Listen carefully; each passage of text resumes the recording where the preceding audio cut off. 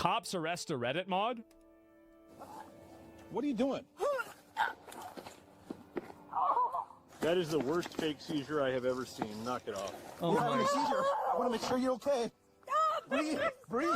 I don't know if you know this, but people are out there making fake body cam videos now. Is when this I first real? saw this, it was so comical, I thought for sure Yeah. it must be fake. But nope, it's real.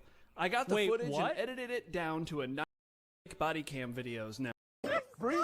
I don't know if you know this, but people are out there making fake body cam videos now. Is when this I first real? saw this, it was so comical, I thought for sure Yeah. it must be fake. But nope, it's real. I got the Wait, footage what? and edited it down to a nice, watchable format, so I hope you enjoy. What is we'll this? start as a man tells an officer about a strange woman walking Okay. around a neighborhood dressed as a UPS driver. Sure. You say Okay. he's been around there for about 8 hours messing around? Uh-huh. And you've never seen him before in the neighborhood? All right, we'll go chat with him. Thank you. Okay. Are you associated with that black car over there? Uh-oh. Uh-oh. Because we got Uh-oh. a suspicious person call. Do you live around here? Oh, that black car right there? Yeah. Yeah. Yeah, that's fine. I'm sorry. Okay. Do you live around here? No, I'm going door to door. I'm doing a photography thing. Door to door. How long have you been parked over there? Like 30 minutes? You haven't been parked there for 8 hours? No, not at all. Okay. Do you Lying fat. Man.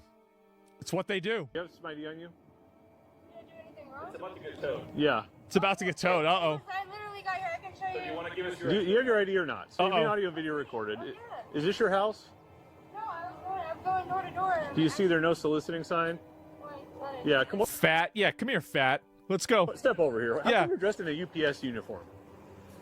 It's a joke. It's about. Yeah.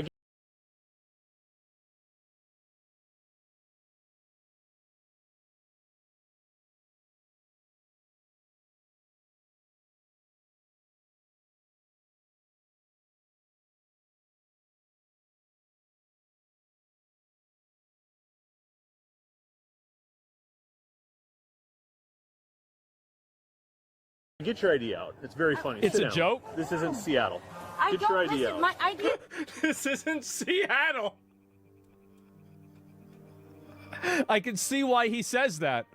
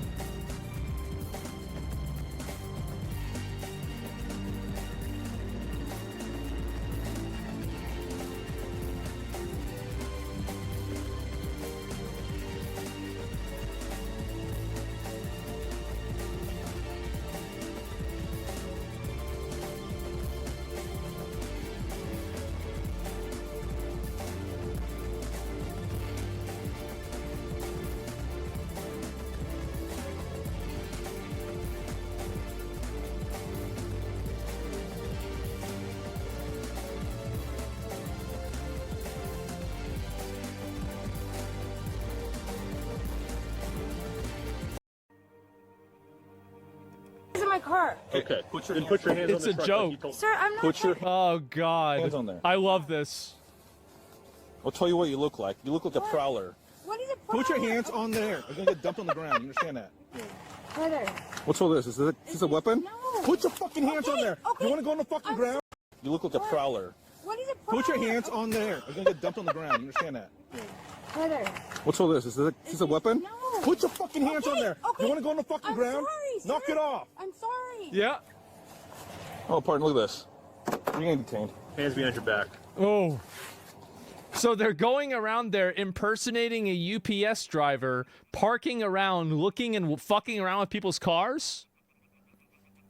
Real police? Yeah, I love to see this. Is that a fucking gun? What is that? Is that a fucking gun? Are you a felon? No. Yes. I didn't know that. No, yes. Man. I guess she missed the detour for the ICE protests, right? Apparently this was from a while ago. Oh, look at that. Felon in possession of a firearm. Oh, look at that. Bro. Are you a felon? No. Yes. I didn't know that. Oh, look at that. Felon in possession of a firearm. I didn't know that. Jesus Christ. Look at that. Lying fat, felon fat, fake UPS fat. This is what they do, man. It is. That was like a real gun. I've never seen a gun that small. Oh, I didn't know it was a real gun. Oh, okay. That makes a lot of sense. Sure. I just found it, sir. I just found the gun. What are you doing?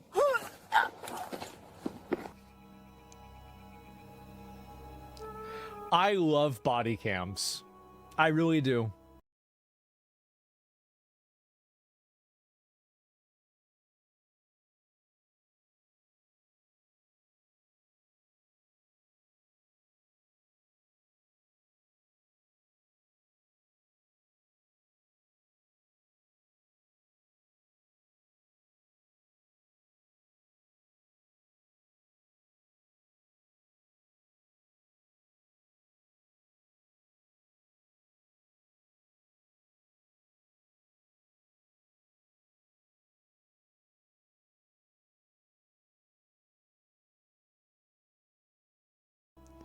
Body cams are such an amazing invention. You know, because like this fat retard here, if they didn't have this video, she'd be trying to sue the state. She'd be saying, they made me have a seizure. They were so mean to me. That is the worst fake seizure I have ever seen. Knock it off. Just roll it over. Roll it over.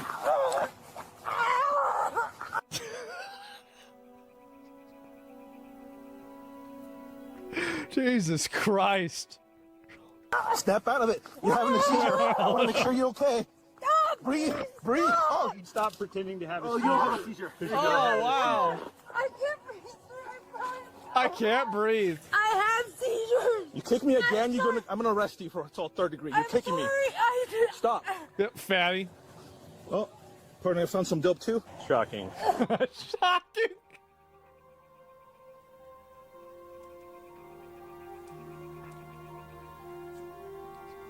It's like catching a treasure goblin. I'm still trying to figure out how to unload this. Oh my God. I promise.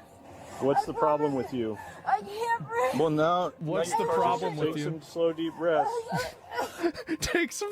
They don't even give a fuck. I love this. Did you get a good frisk? Make sure she's. No, I'm still working on it because I don't want to get poked or stuck or shot. Right? I know. Not that.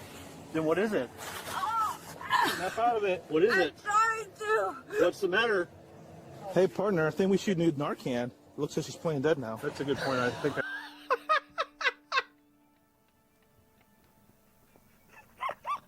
Oh my God. Now it's playing dead? This is insane. These guys are Chads? Yes. Can you imagine this? You've got all the loot goblin stuff. It's out there. I have Narcan in the back. I missed it. No, not that. Then what is it? What is it? Snap out of it. What is it? Snap out. What's the matter? Hey, partner, I think we should need Narcan. Looks like she's playing dead now. That's a good point. I think I have Narcan in the back. Oh, you're not dead? Now you can speak, okay? Oh, wow. As soon as I said they were going to put Narcan on her, she's like, oh. So are you going to stop being stupid or what? So do you need this Narcan or not? So I won't No, sir. No, you don't. Okay. waste my life-saving medical supplies on this bullshit. So do you need this Narcan or not? So I won't waste my life-saving medical supplies on this bullshit. This is how they all need to be treated. It is. This is the world I want to live in, gentlemen. This is amazing. Oh my God. I don't know where the heck you think you are. We're not in Seattle. Just let me. You're not. Look at that. Look at that thing. Oh my God. Wow. That's. I think, guys. I think we got ourselves a certified 2%er here. Talk. Let me talk. I found that, you guys. Like, I didn't know it was a real gun. I didn't know it was a real gun. So you have this fat retard that's parked her car there for 8 hours. She's walking around randomly, going to people's houses, wearing a fake UPS jacket as a felon, carrying a gun, and also has drugs. And lies about, oh, and then fakes a seizure. Can you imagine having to deal with this shit? It's like the cops are like adult daycare. They are. Is this hog wrangling? Yep. I did 11 years in prison. And you think I should be like, wow, you did 11 years in prison. That's Wait, she did 11 years in prison? That's it? Why'd they let her out? amazing. That's great. That's great. Obviously, 11 years wasn't long enough for you to learn. This is the first time that she's ever been held accountable. I guess probably the second time, because she went to jail for 11 years. This is the second time she's ever been held accountable for something in her life. Oh. Oh no. Oh God. Listen, you have the right to remain silent. Anything you say can be used against you. Oh, in court. God. I don't want to talk to you. You pissed me the fuck off. You had a gun, you're a felon, you're faking stuff. Now the fire department's gonna come over here. These people are taxpayers. You're wasting their time and money. That's right. See, do you know what she is? A future battery. That's right. You're looking at a future battery. Money.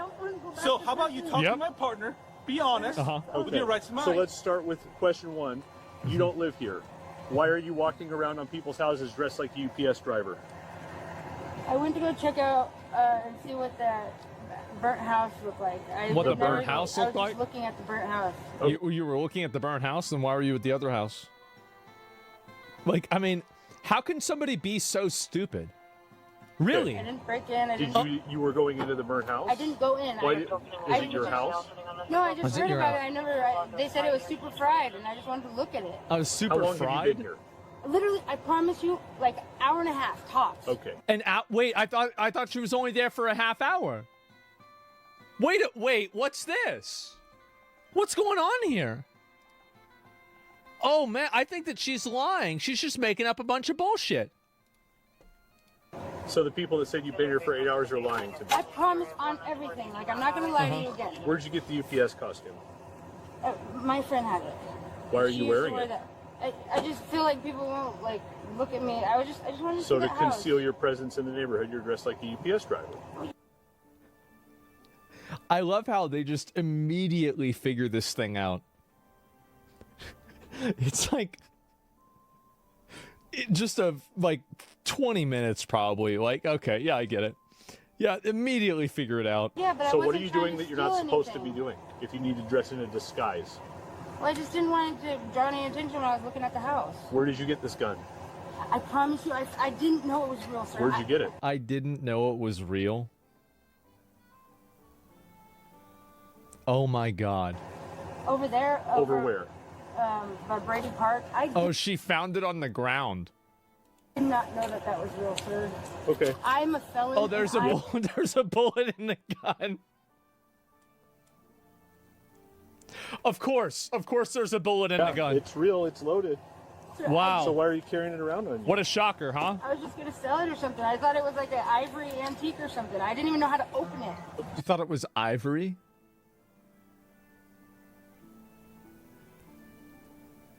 Hope? Should rename that to Nope. So here's the problem we have, okay, is you're in a neighborhood you don't live in, dressed in disguise, with a loaded gun in your pocket, wearing gloves, with a face mask on, dressed like a UPS driver. Oh my God. What the fuck are you doing? What the fuck are you doing? I don't know. I'm bored. I don't have any You're friends. bored? I'm bored? It looks like you're fixing to kidnap I somebody. sir, I promise. Oh, now she's crying? I don't know. Good. Are you the owner of the burnt down house? Yes. Yep. And we've gotten stolen from a couple of days. Fatty is stealing. What a surprise. It's what they do. And I was here last time. Yep. Yep. And my purse was on the thing.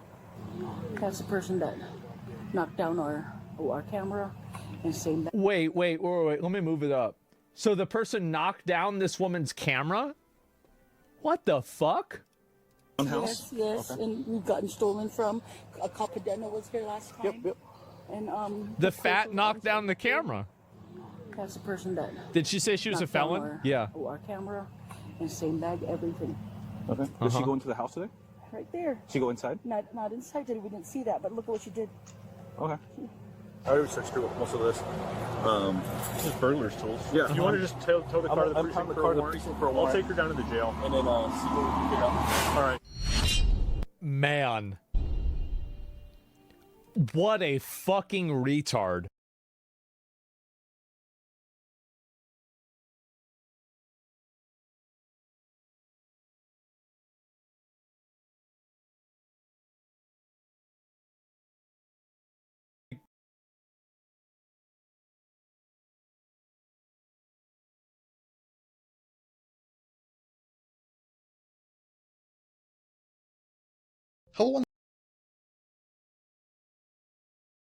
Hello, wonderful. Okay, so pretty much everyone has talked about this, and let's discuss this as well. This is one of those holy cow moments. Yeah, because it's a cow, get it? Anyway, hello, wonderful person. This is Anton, and today we're going to discuss this really intriguing and somewhat bizarre study that focuses on a group of animals that we often see as very simple-minded and not particularly smart. We're talking about cows. But this particular cow surprised everyone. And that's because Veronica right here presented us with the first official evidence that cows can actually learn to use tools and can do so quite intelligently. Although in this case, she's basically just using this to scratch herself. She's not really solving math problems or trying to create some kind of a helicopter. Yet nevertheless, this is a really interesting study and a really interesting discovery, which basically means that in this video we're going to be discussing some of the more recent and somewhat unusual discoveries when it comes to bovine intelligence. Because as we've learned in the last few years, these animals are not that simple after all, and they do possess some relatively complex features inside their brain. But it was really this discovery that kind of shocked the scientific community, because this has never been seen before. And so let's actually start with this specific cow, Veronica, a Swiss brown cow that has now officially changed our understanding of ruminant intelligence and proved to us that tool use is not reserved to primates, birds, dolphins, and certain octopuses. Other animals seem to be able to use tools as well. But once again, in this case, it's really just for scratching, which is of course kind of funny on its own. But in this case, what was surprising for the scientists was not the fact that she was scratching herself, it was actually how she adapted to use this tool. Because in this case, when researchers gave her a broom, she didn't just rub against it or use it the same way every single time. She was able to identify that bristles were much better for the thick hide, while the smooth handle was much better for the sensitive parts, like on her belly. And so she would actually switch the broom from one end to the other, depending on what part was itchy.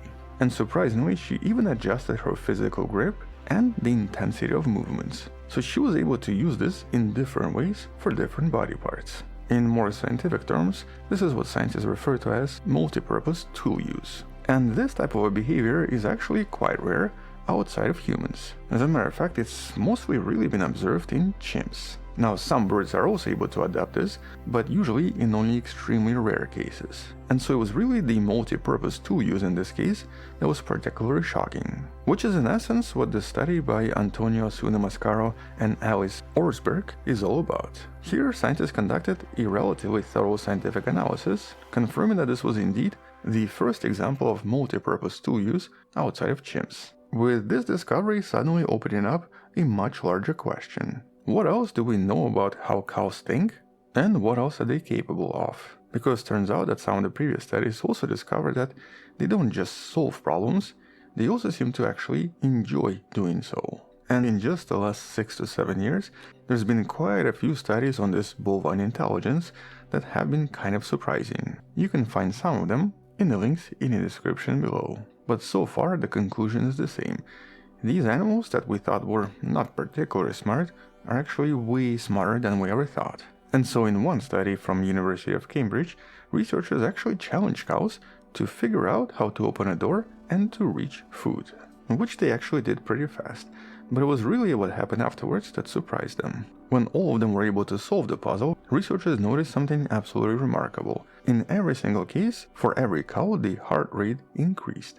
And on top of this, some of them even performed what scientists sometimes refer to as joy jumps. So yeah, they were jumping for joy, with their brainwaves also showing clear signs of excitement, similar to a kind of a eureka moment a human might feel when they solve some kind of a puzzle. And that of course suggests that for cattle, intellectual challenge itself seems to provide a sense of achievement.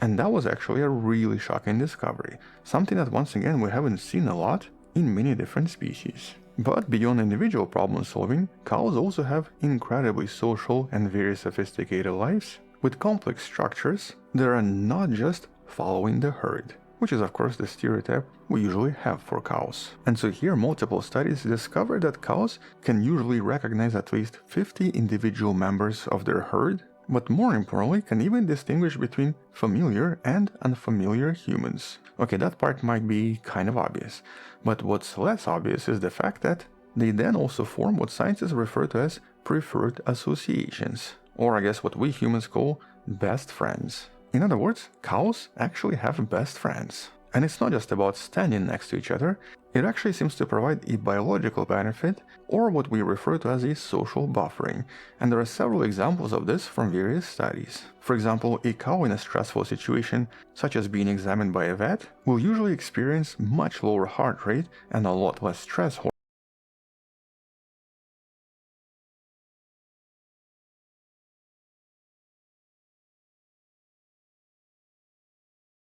hormones if they're allowed to stay next to their so-called best friend.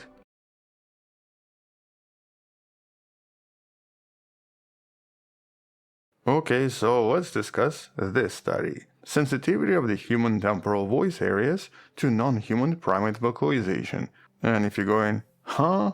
That's kind of what I said too at first. But turns out that this is a really exciting study and somewhat intriguing mystery. A mystery that sits at the core of what it means to be a human. We're talking about human speech. And this study provides us with some really exciting discoveries about the origin of speech by discovering something really bizarre when some humans had to listen to chimps making all kinds of noises. And so, hello wonderful person, this is Anton. Today we're going to discuss some really exciting discoveries in regards to human speech evolution and talk about some other discoveries from previous studies that were discussed in some of the videos you can find in the links below. But I guess first, let's maybe establish the mystery and why this is so important. And that's because for a very long time, when we looked at the human ability to communicate complex ideas, it's as if this appeared out of nowhere. Because for the most part, we don't really see a lot of other species doing the same. But some of the recent scientific discoveries do suggest that there are certain echoes of a kind of a primal voice that seems to be present in our biology, but also the biology of our cousins, so some primates, such as chimps and gorillas, which is sort of what this study by Leonardo Caravolo and the team you see here from Geneva is all about. But first, I wanted to briefly discuss some of the recent discoveries in terms of genetics from slightly different studies, because in some sense all of this connects. Here we have to discuss two particular genes referred to as FOXP2 and NOVA1. And that's because we need to understand these genes to understand speech. Because basically all of this comes from our DNA. And for many years there was always this one exciting contender for the origin of speech. It was actually even referred to as the language gene, and it's known as FOXP2, forkhead box protein P2 to be exact. Its structure kinda looks like this. And this seems to be an essential gene for proper development of language in a lot of humans.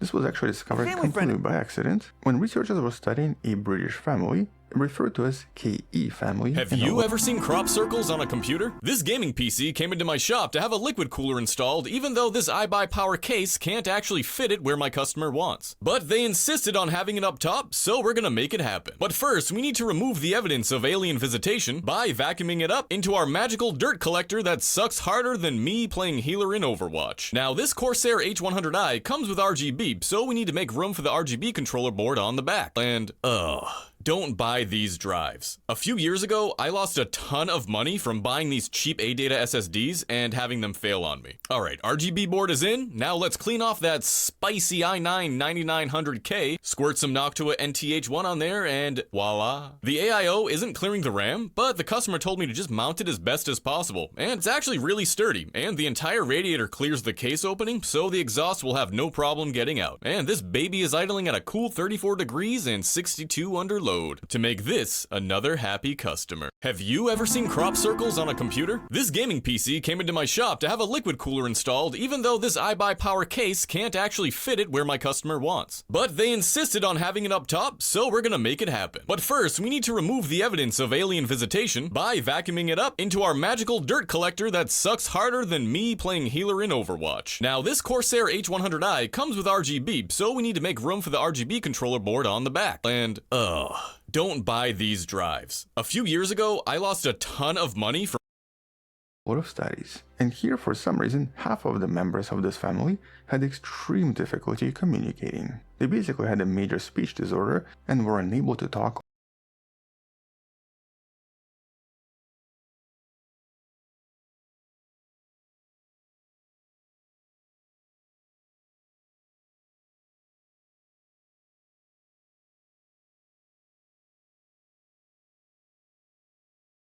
Crash and burn. Kathleen Kennedy story. This woman took Star Wars and she did some very questionable things with Star Wars. Kathleen Kennedy. If ever there was a name synonymous with the destruction of pop culture franchises, the humiliation of Kathleen Kennedy. If ever there was a name synonymous with the destruction of pop culture franchises, the humiliation of beloved legacy characters, creative mismanagement, missed opportunities, and the unwelcome injection of the message into modern entertainment, it's this one woman. Yeah, other people have arguably committed worse crimes against cinema, but Kennedy did it first and she did it systematically and at a large scale. I think that's the difference. Biggest. And now that she's finally, officially, definitively stepped down as president of Lucasfilm, to the relief of literally dozens of Star Wars fans that are still invested, and beginning her extended walk into the wilderness of retirement, it seems like the right time to make what I hope will be my last ever video on this subject. Because if anyone deserves a crash and burn, it's her. Not so much because she nuked her own career and torched her own legacy. We'll get to that in due course, though. Yes. Am I the only person that, like, I thought that it was so stupid? Like, if I was going to tier list the characters that are the ones that I like the most in, like, the new Star Wars trilogy, I would go Kylo Ren, Finn, and then maybe some other random extra, and then after that, I'd say Rey. Like, I like both of them way more. Yes. But because she managed to burn down literally everything around her, leaving a trail of devastated IPs in her wake, while somehow holding on to power as head of one of the biggest studios in the business. Right, was so perhaps the greatest example of failing upwards that Hollywood's ever seen. And believe me, it's seen a lot. So grab your bargain bin Rey Skywalker action figure and let's embark on Crash and Burn, either of them would have been Kathleen Kennedy story. Kennedy was born in 1953 in Berkeley, California, one of 3 daughters of Donald Kennedy, a judge, and Dionne Marie, a part-time theater actress. After majoring in telecommunications and film studies at university, she soon found work at a local TV station in San Diego as a camera operator, floor manager, and eventually a production coordinator. Of course. It was clear, though, that if she wanted to progress in the business, she'd have to move to LA, which she did in 1978, and soon landed her first job as a production assistant to John Milius, who at the time was overseeing Steven Spielberg's troubled comedy movie 1941. I mean, the reason why she looks so good for her age is because she never stressed out about making good movies. She never stressed herself out about, oh, wow, am I destroying the franchise? She never even think about that. Yeah, she didn't worry about it. Basically, her job was to take notes, run errands, and make coffee. 3 things that she was spectacularly bad at. I remember Kathy came into the room with her steno pad and her pencil, and she was horrible at taking notes, and she was terrible at, she didn't really know how to do it very well. But what she did know how to do was interrupt somebody in mid-sentence. We'd be pitching ideas back and forth, and Kathy, who's supposed to be writing these ideas down, suddenly put her pencil down and would say something like, and what if he didn't get the girl, but instead he got the dog? What? Right. Spielberg, though, for whatever reason, took a liking to her and hired her as his personal assistant for Raiders of the Lost Ark.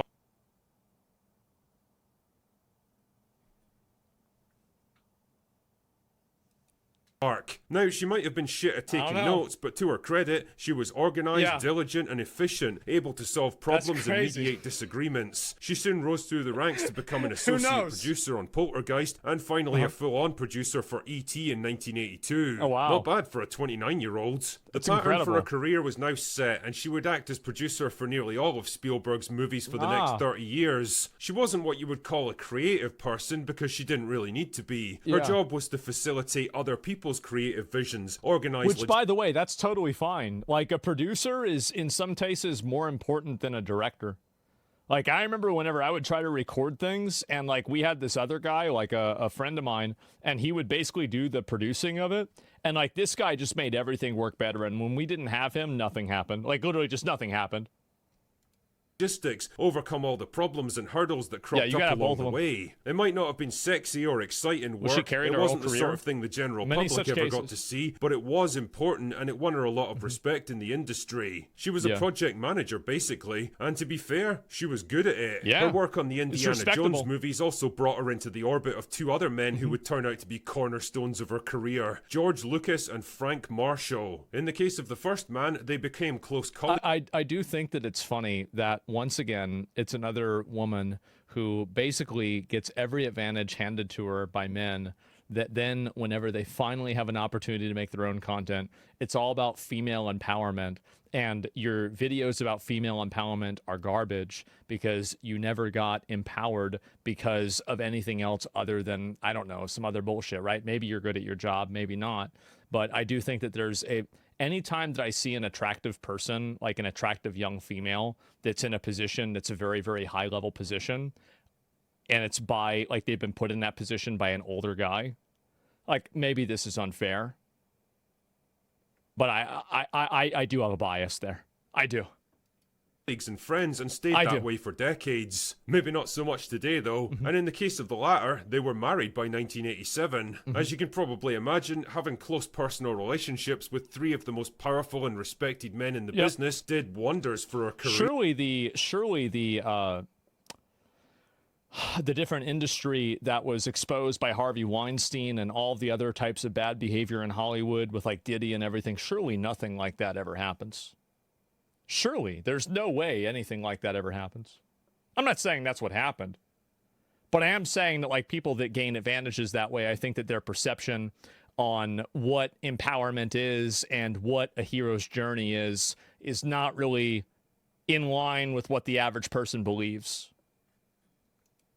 And by the mid-90s, she was regarded as one of the most influential producers in the industry. She even co-founded Amblin Entertainment with Spielberg and the Kennedy Marshall production company with her husbands. All good stuff. And if she'd continued on this course of producing and overseeing individual movies, she probably would have had a stellar career and retired as the single most successful female producer ever. As it turned out, though, fate had other plans for Kathleen Kennedy. Too far, Remember theory? George Lucas that she'd befriended back in the 1980s? So somebody's saying that, like, like actually it might not be that, it's the Peter principle, which means that basically the reason why you have people in positions of management that are incompetent is people keep getting promoted past the positions that they're competent in until they reach a position that they're incompetent in which case they do not receive a promotion past that because they're incompetent at their job.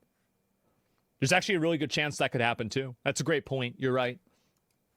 Well, by 2012, he was getting old and burned out after making the Star Wars prequels and Kingdom of the Crystal Skull. Disney were offering to buy up Lucasfilm from him, and he was very much tempted by the offer, but what he really needed was a safe pair of hands to leave the company in. Yeah, and sure. from his point of view, Kennedy seemed like the perfect choice. He knew her personally, he trusted her, and when it came to experience, there was nobody who could rival her. So, in late 2012, the deal was done. Disney bought over Lucasfilm, and Kathleen Kennedy was installed as president of the company. Damn. 2012. A move that few people took I forgot issue it was with that at long the time. ago. 2012. A move that few people I took forgot it issue was with that at long the time. ago. That, however, would soon change. Things started out well, at least. J.J. Abrams, arguably the safest pair of hands in the business at the time, delivered a massive box office hit with The Force Awakens, the first movie in a new Star Wars trilogy. I feel like there's like no chance this would have gone badly. I mean, you brought back Harrison Ford playing fucking what's his name, Han Solo. You've got this cool new lightsaber. This is the first Star Wars movie in like 20 years. Like, there is no way this was going to go bad, really. Like, I mean, I don't see it happening. It was just a glorified nostalgia trip and a thinly disguised rehash of A New Hope. That's what I'm but saying, who cares? like, Star Wars there's was no back, universe where baby, it was going and to it fail. was bigger than ever. The following year, Rogue One proved that Star Wars could release spin-offs and prequels to the main story that were still financially viable. Well, I thought Rogue One was good. Honestly, I did. And it's weird that, you know, I don't know why. It seems like a lot of the stories that they told that were like not the mainline ones were better. Like, I've heard good things about Mandalorian, and people like Andor a lot. But it's just the main movies were, I think, mediocre. To potentially kickstart an entire cinematic universe just like the MCU. Unfortunately, the good times weren't to last. See, going from producer on specific film projects where you have very clearly defined tasks, objectives, and responsibilities to head of an entire studio that was centered around one man's creative vision is a pretty big leap that demands a whole new set of skills. Yeah, skills that true. Kathleen Kennedy absolutely didn't have. What she Like logistics is very different than like artistic vision. It's totally different. And I think that these are equal quality of skills. It's not like one of these things where like, oh, the people that are the artists are better than the people that are logistics. I don't believe that at all. I think that actually like both of these are equal and just as valuable as each other, but you have to have both of them. And you have to have a person that is able to understand both of those that's in the highest level of leadership position. Was a strong creative vision Just for how it where is. she wanted to take the franchise and how she was going to get it there. She needed to plan and map out release schedules for multiple films with directors and writers that were actually suited to the projects in hand. She needed to keep people on track, monitor progress, and juggle multiple projects at the same time. She needed to be a leader now, not a facilitator. Yeah, exactly. And this is where it all started to go wrong. Kennedy had hired up-and-coming director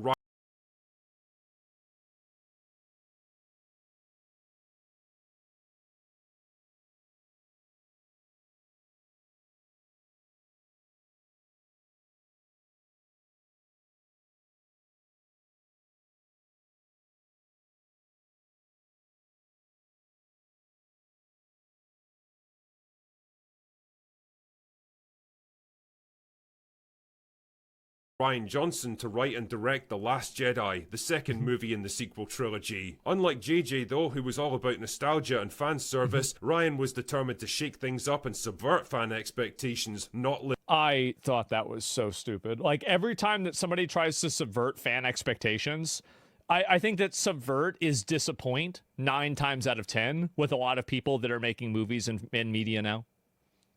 It's just, oh yeah, we're going to subvert expectations by not meeting them. Live up to them. And Just how it boy is. did he ever, throwing out JJ's proposed ideas for the sequel, killing off most of his plot threads, and completely going into business for himself. Now, George Lucas probably would have stepped in at this point and told him he was being a fucking idiot, but the lack of a strong overarching plan for the sequels, combined with Kennedy's attitude of just let them get on with it, ultimately doomed the movie. TLJ turned out to be the most divisive Star Wars film of all time, completely splitting the fan base into warring factions and bringing in barely half of what Force Awakens had made. Worse, I think that's probably true. Like, the first movie, people were generally kind of okay with it. But the second one, I feel like everybody was like, they thought it sucked. Like, I remember the choreography whenever they're fighting in like Snoke's room. I saw like a video of like people pretending like they got hit whenever they didn't even get hit. Introduced identity and gender politics into Star Wars in a way that had never existed before. And believe me, this was intentional. One of Kennedy's goals with Star Wars was to increase female representation on screen in the Why would that be your goal? Why would you make that a goal? How does that serve the audience? That doesn't serve the audience, that serves you. That not only would the franchise retain the inbuilt male audience, they'd also attract a brand new female audience that had been put off until now. A modern audience, you might say. If you go back and you watch the midnight releases of like the old Star Wars movies in like the 70s, you're going to see tons of women there. This entire concept is just bullshit to begin with. It's not even true. Although is in the detail, and no idea can survive bad execution. Suddenly people were hyper-aware of overpowered, overbearing girl boss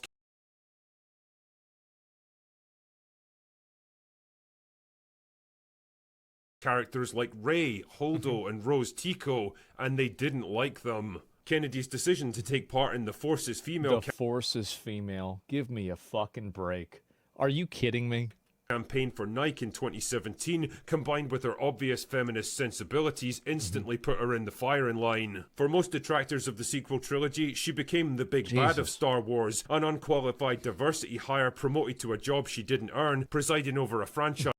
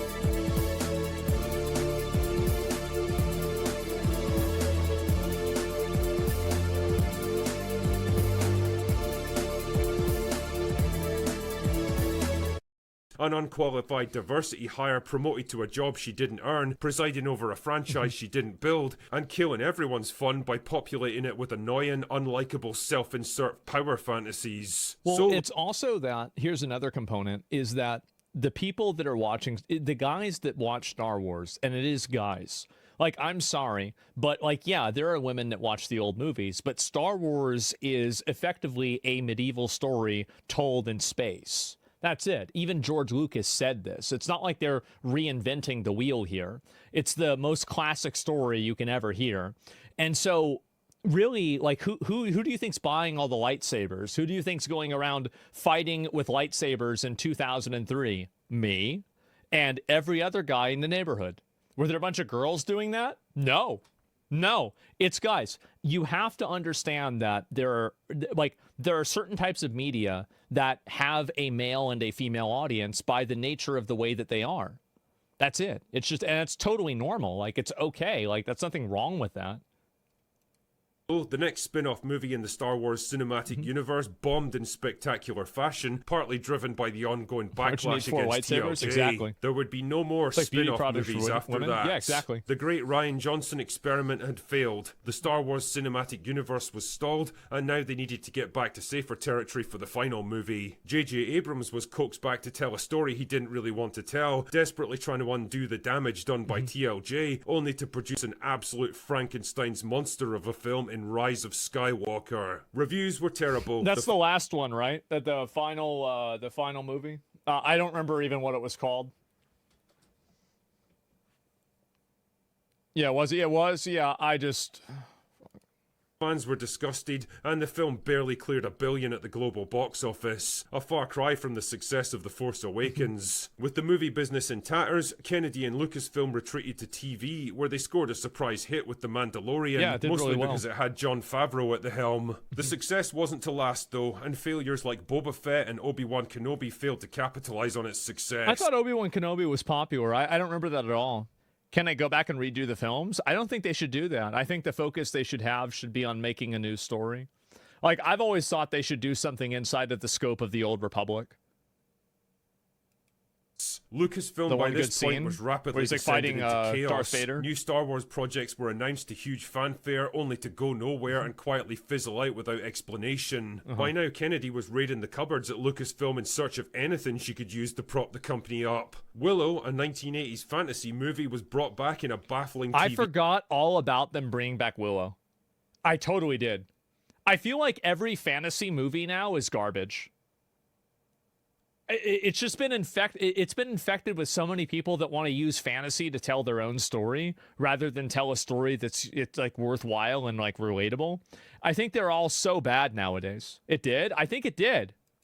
Show about a pair of lesbians so disastrously exactly. awful that Disney ended up scrubbing it from their servers and memory holing it. To this day, there's no legal way to view it online. What? It was that bad? Holy shit. I just thought it was bad. Indiana Jones was defrosted for one last adventure, mostly in the hopes of replacing him with a younger female alternative. It's a bold strategy, Cotton. Let's see if it pays off for him. It didn't work, and despite massively yeah. expensive reshoots to try to fix it, the movie flopped at the box office. The biggest humiliation for Kennedy was yet to come, though. The Acolyte, a show that will live... This was the end. This show made more content. Like, there's a good chance that Critical Drinker might have made more money making videos about the Acolyte than the Acolyte made. It's pretty impressive. In Star Wars, it was really as long as Hollywood exists. A pair of strong, diverse female leads, lesbian space witches, weak men getting humiliated. It was all there, and it was all terrible. And in a way, it represents the final form of Kennedy's vision for Star Wars, and it was utterly eviscerated by everyone. The backlash was so bad that even Disney had to step in and promise not to make any more. Now, if you're spotting a theme here of Kennedy resurrecting old IPs and using them as a launchpad for diverse new girl boss replacements, then believe me, you're not alone. Put a chick in it, make her gay! She'd gambled some of the biggest franchises. I forgot that the South Park character was based off of her. in Hollywood history on the modern audience, and wow, did she lose big. To paraphrase Chris Gore, she took boy brands that everyone could enjoy and turned them into girl brands that nobody enjoyed. That's right. Star Wars is for guys. It is. I'm sorry, but if you have a bunch of guys that are fighting for honor, tradition, and duty, and they're running around with laser beam swords cutting other people in half, your audience is men. That's it. That's your main audience, is guys. Men felt excluded and disrespected, and women felt patronized and pandered to. The modern audience had failed to show up, and the existing audience was abandoning ship. Kennedy's greatest gamble had failed, and inevitably it all finally caught up with her. For years there had been rumors of her retirement, false starts and conspiracy theories, but one thing was obvious: Kennedy wasn't going anywhere until she was damn well good and ready. And on January 15th, the day finally came. Kathleen Kennedy was stepping down as president of Lucasfilm. It's really crazy to watch the Star Wars, like if you go back and you watch the prequel lightsaber fights, I really think that it is still like the Obi-Wan versus Anakin Skywalker in the end of the prequels. Everybody knew that it was building up to this. Everybody knew this was going to happen. From the moment that the first movie came out, everybody knew the conclusion is going to be him becoming Darth Vader. We all knew this. They even used it as like promotional material for like posters in the first movie. And it finally comes out like it was, and it's actually as good as people thought it was going to be. It is the best fight in the entire fucking series, in my opinion. I think it is. And then even before that, Yoda. The thing is that Yoda was supposed to be the super powerful Jedi Master, like way more powerful than Obi-Wan Kenobi, or even more powerful than Darth Vader, and like, or even Palpatine, and nobody knew what the fuck was going to happen. And then the moment that he fought Count Dooku, it was just as good as people thought it was going to be. It was. Like, the fact that to have literally 20 or 30 years of like pressure, expectations, and nostalgia, and then completely fucking meet it. Cinema. Yeah. Expected joyous celebrations at news like this, but the reaction was more like an exhausted acknowledgement from the fans. After all, what was really left to celebrate at this point? She was gone, sure, but she left behind her a studio in absolute shambles, all of its IPs drained of their goodwill and cultural reputation. There was nothing left to save from her because she'd nuked all of it. And now that the dust is settled and all is said... Yeah, one more thing is that the guys that did the lightsaber choreography, they were so good at doing it for the prequels that they had to slow down because they thought the kids wouldn't be able to keep up. The kids wouldn't even know what the fuck is going on, so they had to slow down everything. That's how good they were. The actors, yes. Left to save from her because she'd nuked all of it. And now that the dust is settled and all is said and done, how will posterity judge Kathleen Kennedy? Will she be remembered as one of the greatest producers in Hollywood history, or the woman who oversaw the biggest act of brand destruction the industry's ever seen? Probably both. She'll certainly do her best to rewrite the narrative in her favor, that's for sure, like the lengthy interview with Deadline where she focused entirely on her successes and dismissed her failures and mistakes as someone else's fault. Mostly the small but vocal minority of toxic Star Wars fans who just couldn't see her brilliance. Yeah. Really? Yeah, sure, whatever helps you sleep at night, Kathy. Yeah, sure. You know, for someone Sure, who's lady. all about breaking barriers and challenging female stereotypes, she's not exactly dispelling the myth that women are more averse to accountability, self-reflection, and owning their mistakes than Movie Bob is to a treadmill. Times have changed now, and paid shills and industry trades don't write the narrative on Hollywood legacies anymore. The internet does. And unfortunately for Kathleen Kennedy, Forgot all about the him. internet never forgets. No, they don't. Anyway, Wow. That's all I've got for today. Go away now. What a fucking video. I didn't even know a lot of the stuff with like her doing Indiana Jones. I guess it makes sense because she was president of Lucasfilms and like they made it. But I just never really connected the two at all. And good video. Oh, incredible video. I absolutely loved it. It was great. I love Critical Drinker. I think he's so funny. And have you seen a Darth Maul trailer? Well, that's the thing, right? Is like, and I remember I was there fucking at like, I don't know, 4th grade or something like that. And like Darth Maul, because in the trailer, you know, he has the thing forward and then the fucking the lights come out of both of them. And I was like, oh shit. Like, this is the coolest fucking thing I had ever seen.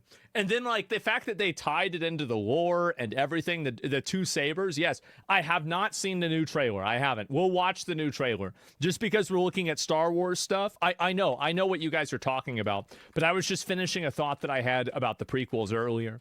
The only thing that I was unhappy about with the prequels is that they didn't show... I was hoping they could have showed a little bit of Darth Plagueis, right? I thought that would have been cool. But otherwise, I thought it was pretty much great. I did. And, you know, some of the, you know, the story beats, you know, people didn't really like it as much. But overall, I thought it was great. And watch the fight, please. Yeah, I'll look at it. Trade Wars, awfully boring plot. Yeah, exactly, right? But, like, the movies themselves, the fight scenes were fucking insane. I love them. So this is, okay, so let me, give the video a like, and I'll link it one more time, and then we will watch the new trailer, okay? I haven't seen it at all. Animations are mostly on point. Oh, dude. I remember, how many of you guys were like, you know, we were like young, right? When the Clone Wars came out. That had no business being as good as it was. It was like, it was a cut above everything else that was on Cartoon Network.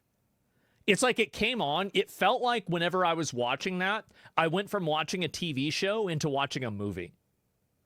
It was amazing, man. It was. Like, I remember, like, dude, it was so fucking good. I watched it constantly. Anytime that was on, I've even seen, like, YouTube shorts, like, little clips of it. I've even gone back and watched it again. And it's like, was I right? Was this show actually good? Yes, it was actually fucking good. It was so fucking good. It was amazing. Makers of Samurai Jack too. Yeah, Samurai Jack was another really good one too. But I do feel like that was the main one. Vivek Hand, thanks to the 10 gifted subs. I appreciate that. And I felt that way about Samurai Jack. Well, yeah, there was Samurai Jack was the... I would say that was like number 2. Like, those were the two shows that if they ever came on, I would never change the channel. Like, those were the two shows that I would watch constantly. I love that fucking show. And I'm trying to think besides... Show actually good? Yes, it was actually fucking good. It was so fucking good. It was amazing.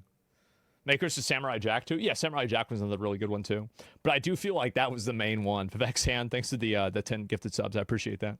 And I felt that way about Samurai Jack. Well, yeah, there was Samurai Jack was the... I would say that was like number 2. Like, those were the two shows that if they ever came on, I would never change the channel. Like, so fucking good. I watched it constantly. And it's like it came on, it felt like whenever I was watching, that had no business being as good as it was. It was like, it was a cut above everything else that was on Cartoon Network. It's like it came on, it felt like whenever I was watching that, I went from watching a TV show into watching a movie. It was amazing, man. It was. Like, I remember, like, dude, it was so fucking good. I watched it constantly. Anytime that was on... Oh, dude. I remember... How many of you guys were like, you know, we were like young, right? When the Clone Wars came out. That had no business being as good as it was. I was watching that, I went from watching a TV show into watching a movie. It was amazing, man. It was. Like, I remember, like, dude, it was so fucking good. I watched it constantly. Anytime that was on, I've even seen, like, YouTube shorts, like, little clips of it. I've even gone back and watched it again. And it's like, was I right? Was this show actually good? Yes, it was actually fucking good. It was so fucking good. It was amazing. Makers of Samurai Jack too. Yeah, Samurai Jack was another really good one too. But I do feel like that was the main one. Vivek Hand, thanks to the 10 gifted subs. I appreciate that. And I felt that way about Samurai Jack. Well, yeah, there was Samurai Jack was the... I would say that was like number 2. Like, those were the two shows that if they ever came on, I would never change the channel. Like, those were the two shows that I would watch constantly. I love that fucking show. And I'm trying to think besides... And then after that, I guess I went to, like, watching anime, right? Like, you know, Dragon Ball Z or, you know, like Full Metal Alchemist, Ghost in the Shell, stuff like that. I really love those shows. Like, back in the day, I was such a big fan of them. So, yeah. And Jar Jar Binks' thoughts? I mean, George Lucas needs to tell us what the actual vision was. Because I am a believer. I am 100% a believer. I think that they absolutely had all that planned out. and they roached out on it. They did. They saw like people didn't like him in the first movie. He was too much of like a Darth. I think it's real. And what really sold me on the conspiracy theory was the facial, like whenever he was mouthing the words that other people would say. Because like think about how much time and money it would take to do that in the year like 2000, right, or 1998. Like millions and millions of dollars was invested in this. There's no way they didn't have that as a plan. Facts? Yeah, if you don't know, you got to look it up. Fully animated character plus everything matter? Yeah, exactly. So this is the new Darth Maul trailer. And that's another thing too, is that Darth Maul, like, I mean, for all intents and purposes, like I thought he was dead, right? After the first, I mean, it's kind of obvious he's fucking dead. And so he was so popular and people liked him so much, they literally fucking resurrected him.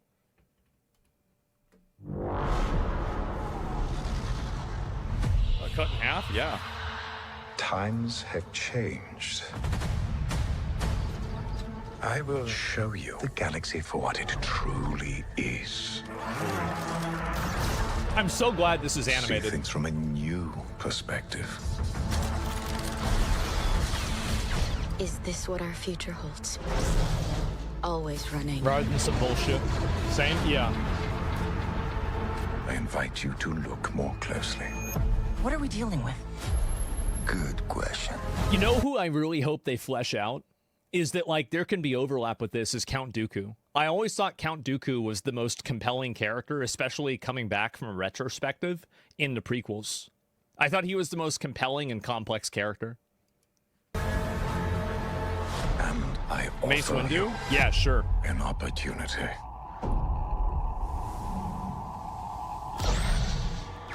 They did, kind of.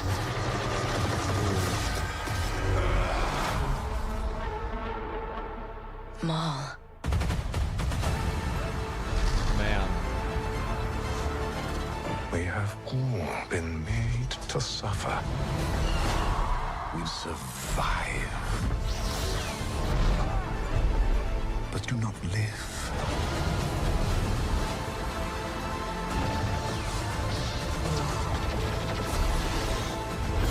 The Emperor wants you dead.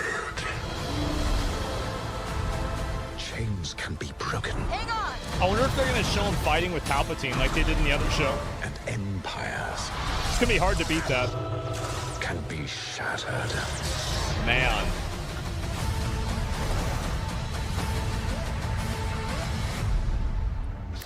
Doubt it? I don't think so either. They might if it's really good, man. I'll tell you that. And cinema, yeah, that's so fucking badass, man. Yeah, I will 100% watch this. I mean, of course I'm going to watch this.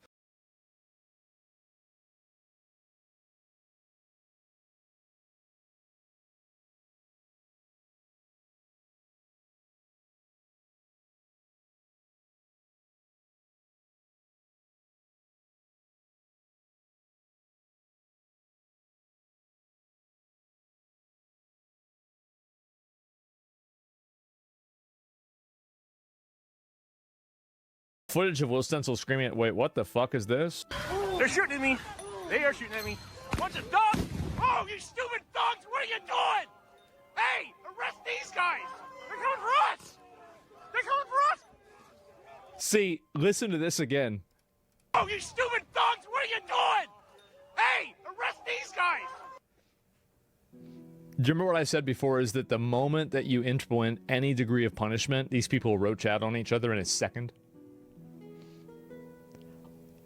I really, like, they do it so fast. Instant roach out. They're coming for us. They're coming for us. They'll immediately start turning.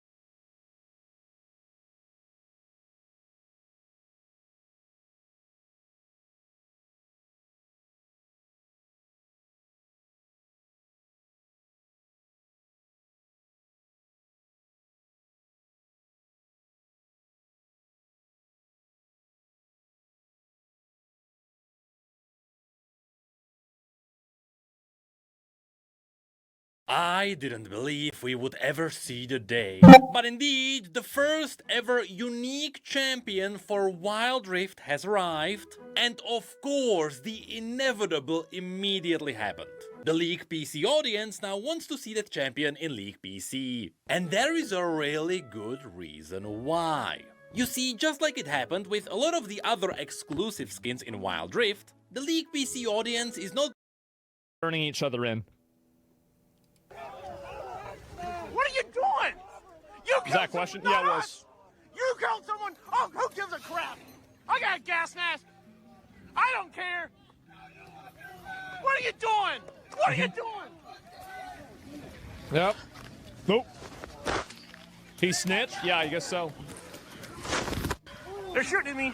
They are shooting at me. Yeah, there it is again. You got even more of this over and over and over. So I would like to say that. So this is, okay, this is a little bit of a legal lesson here is that whenever you are on the ground wrestling and beating a federal agent, this is not freedom of speech. Okay?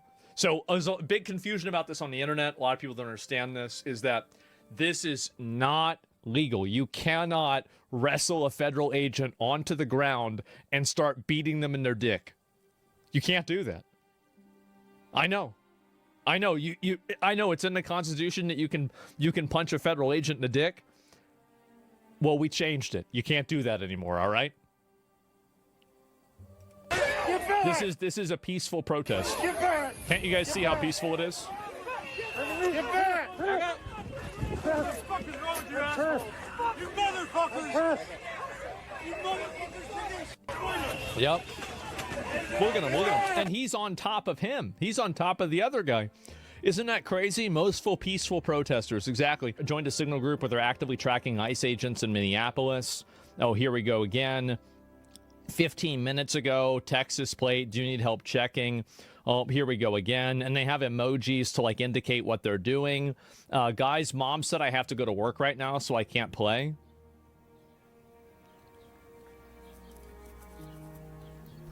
It's actually... Is this Call of Duty for women? Really? This is like Call of Duty for middle-aged women.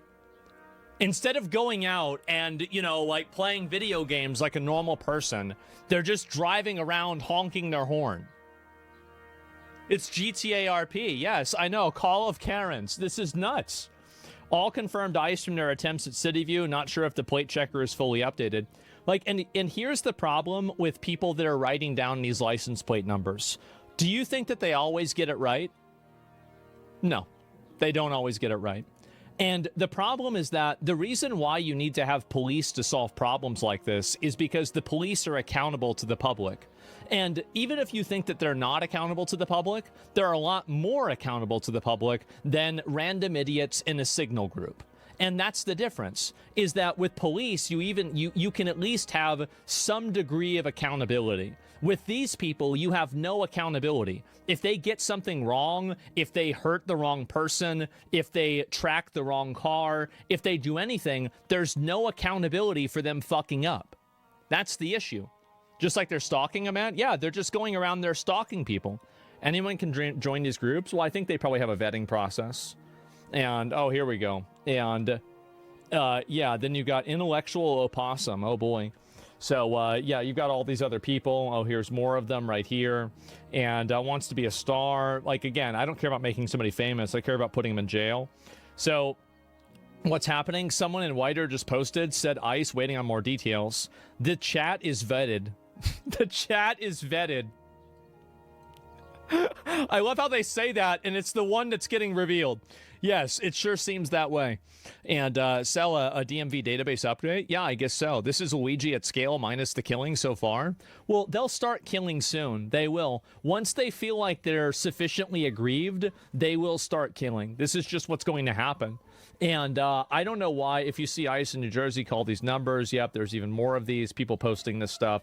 People doxing a signal for Stop ICE has 754 people, and the lieutenant governor of Minnesota is in there, and so is their campaign strategist. Elected officials are directly responsible for these deaths. Yes, the elected officials are directly working with people to subvert, to break the law and to subvert federal law and federal law enforcement. That's really what's going on. So wait, they're checking who goes into their groups, but not the country? Yeah, it would be racist to check who comes into the country, but it's okay. It's patriotic to check into who goes into their special little chat group, okay? Like, that's the way it works, guys. And I don't know why anybody's putting up with this shit. And USS Abraham Lincoln has been over there. Oh, here we go. If this signal chat can be tied to the pretty shooting, LG Flanagan's in serious trouble. I mean, again, no, she's not. She's not in trouble. Do you want to know the reason why she's not in trouble? It's because they don't care. Like, the reason why they're getting away with it is because they can. That's the reason why. Absolutely. What's this one here? J.D. Vance. What's this? When I was in Minneapolis, I heard a number of crazy stories, but nowhere near the top of the list. A couple off-duty ICE and CBP officers were going to dinner in Minneapolis. They were doxxed and their location revealed, and then the restaurant was mobbed. The officers were locked in the restaurant, and local police refused to respond to their pleas for help. Eventually, their fellow federal agents came to their aid. This is just a taste of what's happening in Minneapolis, because the only reason why these officers are alive is because the people that were doing this thought they couldn't kill them. That's the reason why. If it was up to them, these officers would be dead. These people are psychos. They're total psychos. And as soon as you realize that, you'll know kind of how to handle it.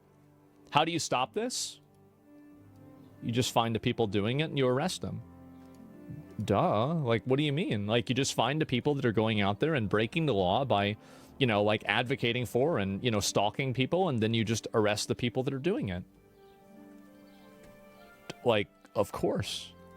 Obviously, that's what you do. What sticks out to me from covering these protests here for the past several days in Minneapolis is just how organized these protesters are. We talked about... Because they're working with the government. That's the reason why. They're working with government officials, and they're getting help from government databases. That's what I think's happening.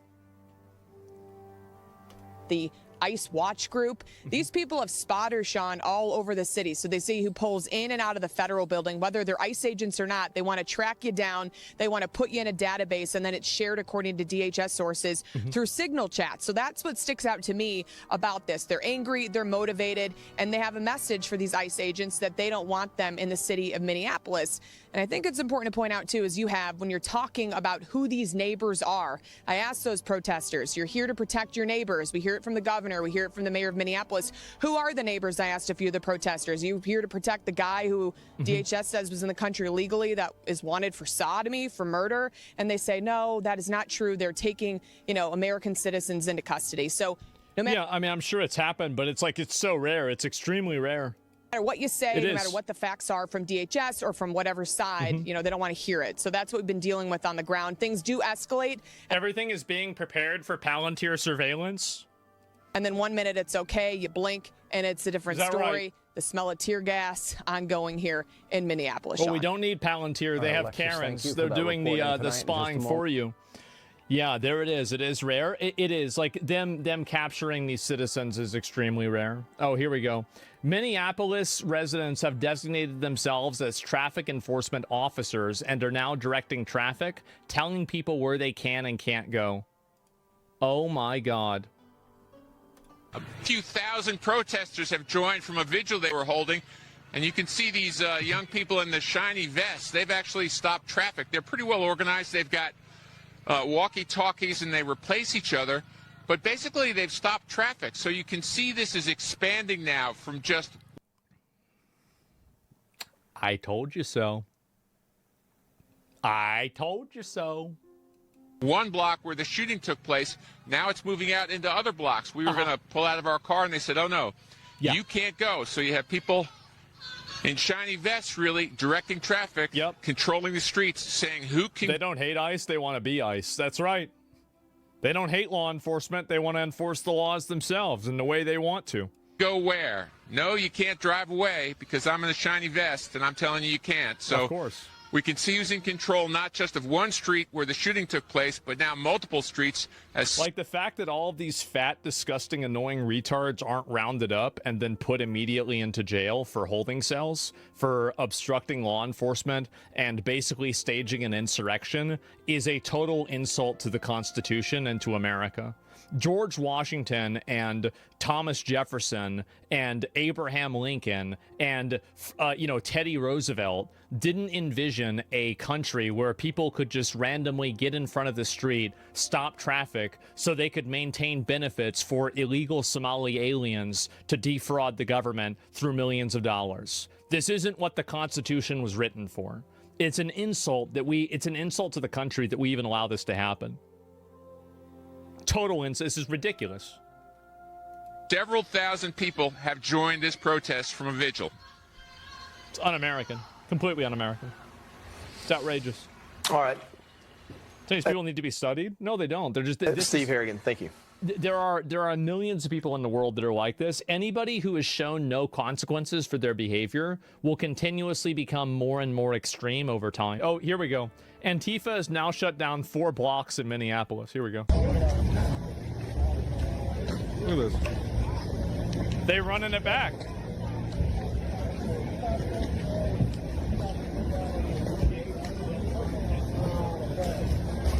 Useful idiots, yep. Yep, they building the wall. They got to build the wall. They don't care about sacrificing their own people as long as it furthers their cause. Yes, exactly. Not a terrorist state. What about the winter storm guys? Look at Iran. Oh, yeah, you're right. We got to look at that. You're right. Yeah, the Iran stuff, it seems like it's going to happen pretty soon. I mean, we've got all the boats over there, so it's just a matter of time. And I don't know if there's any sort of information about this. Well, we saw that yesterday. What is this here? Chicago woman's 2025 ICE arrest. What is this here, if I can find it?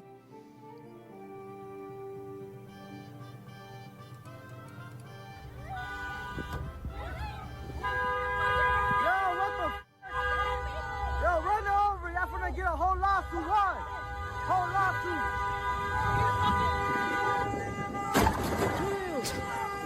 Yeah. Hit and run, hit and run. That's a hit and run, hit and run. Hit and run. That's a hit and run. Hit and run, hit and run. Yeah. Look, hey, watch out with that weapon. That weapon. Yo, watch out. What's wrong with you? You hit it. You hit her. Yo. What's wrong? You hit her. You hit her. You guys hit her. You guys hit her. What's wrong with y'all? Y'all hit her? Y'all bust a whole U-turn in the middle of the street. Look at this. Y'all on camera. I wonder why we stopped having these happen. Yep. Leave her alone. She ain't even do shit. She trying to go to work. She's trying to go to work. What the fuck? No, what? Jesus. Y'all some crazy. Y'all got no heart, for real. No heart. No heart. These are like adult children. What the fuck is going on? She's a female. Oh my God. You guys hit her. How you guys gonna arrest her? Oh my God. You guys hit her. Literal How you children. gonna arrest her, Brad? Jesus Christ. Look at this. Oh my God. You hit her. You guys hit her. You guys hit her. Whole lawsuit right there. Yep, and they gas this shit up. They gash this shit up, and they make it worse and worse and worse. And you know what happens is somebody gets goaded into doing something crazy like this. That's what it is. And this woman, like, look at this right here. Who's doing this? Who does this? Yeah, she wanted to get arrested? Exactly. Like, what are you doing here? Get back on the sidewalk. You know that. You know that. You're lower. Oh.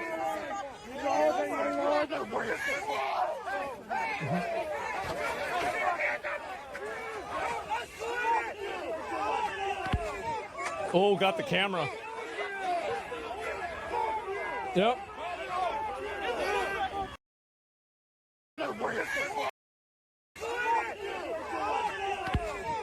Oh, got the camera.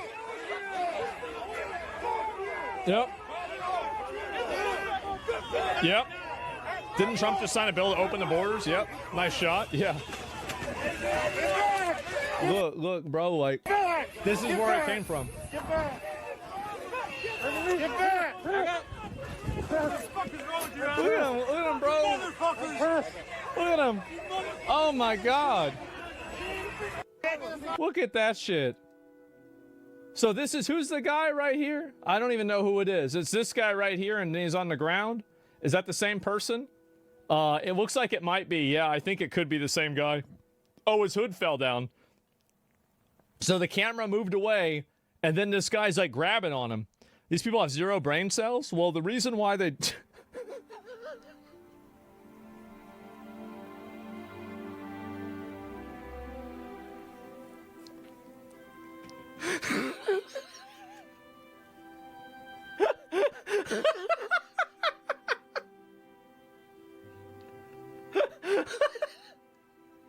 Oh my God.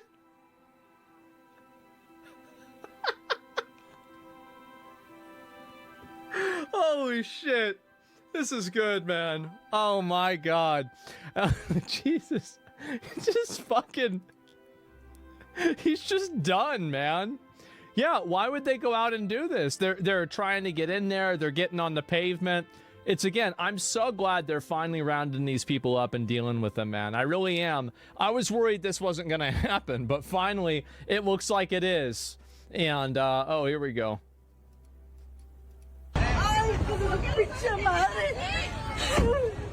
Yeah. Hey, what happened? It's another one. Are they talking here? Yep. Hey, why are you guys holding him like that, man? Why are you guys taking him? Hey, do you guys have a warrant to even be in here? See, this is the thing, right? The grabbing on people and trying to stop them from doing stuff. These little microaggressions turn into violence. They have to go after and stop these people from doing this. And the problem is that the accountability doesn't happen when it's small. And because it doesn't happen when it's small, it gets big. You want to get arrested too? No, I just want you back to... up and let me do my I want you to show me proof. It's all, yeah. I'm not doing that. I want you to show me... ¿Por qué lo está arrestando? It's illegal, yep. So now you beve in microaggressions? Yeah, of course. Of course microaggressions are real. I mean, it's a meme most of the time, and most of the time microaggressions are, they're like a hallucination. But, like, yeah, the idea of a microaggression is completely reasonable, and it's totally realistic. Yeah, absolutely. If you understand the psychology of what they meant by whenever they were saying microaggression, it totally made sense. Every unpunished infraction is a precedent. Yep, there it is. She's Why are you threatening her like that, man? No, you don't. Hey, don't push her. No, you don't. Hey. ¿Qué está haciendo? No. ¿Qué está haciendo? Eso es violencia. Oiga. Let's go. No. Hey. Another phone. Hey. ¿Qué está haciendo? Hey, ¿por qué está haciendo eso? Eso es violencia. I need proof that he's... Why is that taking him? Jesus. ¿Qué está haciendo? Does she have a sandal? I don't know. Arrest her? Yeah, they should have arrested the person doing this. Really? I mean, she's obviously interfering with the police, with police behavior, right? Like the police are trying to do something. She's getting in their way, touching them, and doing this. Like, you can't have a world where this works. You can't have, like, this can't happen. She took his phone? Who cares?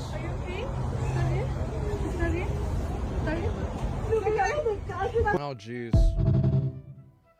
Yeah, agent was very nice. Yeah, he was. And, yeah, she's LARPing. I don't know why. She knows exactly why. Well, it's because people, again, that's the reason why this keeps happening. It is. And why is she asking the things to ICE agents in Spanish? Well, I don't know. Maybe they speak Spanish. I have no idea. Super nice agent. Yeah, a lot of these guys are pretty reasonable and everything's fine. But, you know, oh, here we go. Isn't it kind of weird that she keeps yelling, I need proof, instead of saying, I have proof he's here legally? Yeah. I wonder why. Stream, I got these guys fucking with my fucking shit. Oh, okay. Alright, what's good? Oh, yeah. Yeah. You just gotta punch me in my car. Let me out, bitch. Let me out. Fight fair, motherfucker. Get out the car, nigga. Yeah, let me out, Yo, motherfucker. bitch is hurt, right? Them bitch is hurt, right? Get out Yeah, the car. let me. Get out the car. You gotta Get out the fucking car. You just gotta sucker punch me, motherfucker. Get out the car, nigga. All right, move back. You told me to pull up. Yeah, I did. What you What's got up? on hand? No. See, this is the reason why you have the Second Amendment right here. This is a Second Amendment situation. Hey! Get your bitch ass up. Yeah! Yep.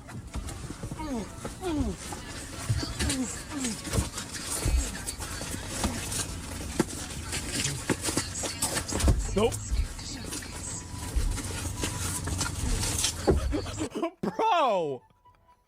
Bro, you're recording and then you just try to get one in on him? Oh my God. What a bunch of pussies, man. Shoot him, I know. Jesus, respect the 1v1. No, apparently not. And I don't know if that hunting down anyone they think is ICE. I'm not really sure if that's really what happened, but he's done for opening the car door.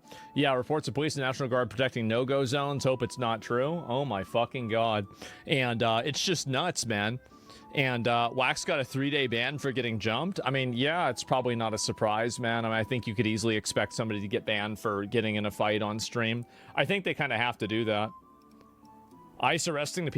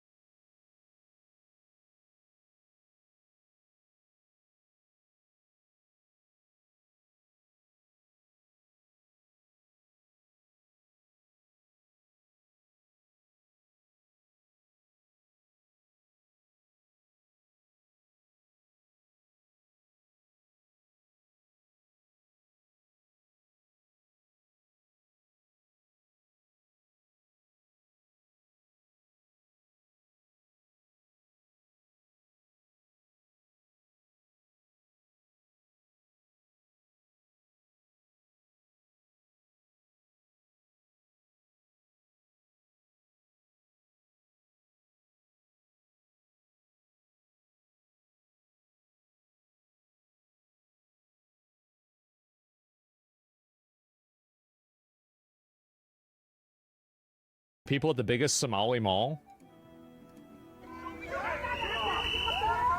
Man.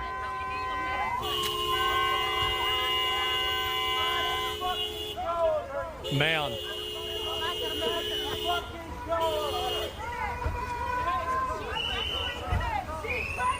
They have a mall, I guess. No police officers, though. Oh. There's no police here. There's no police here. You hear that? I wonder why. It's a mystery.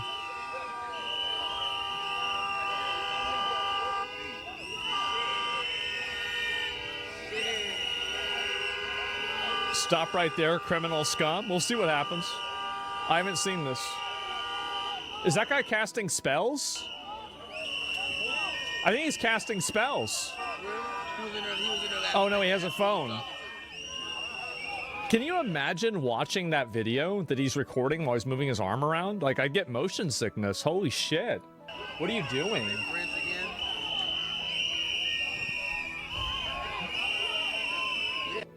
Why doesn't ICE use rubber bullets? I mean, I don't... Because, I mean, rubber bullets can still really hurt you. What are they doing?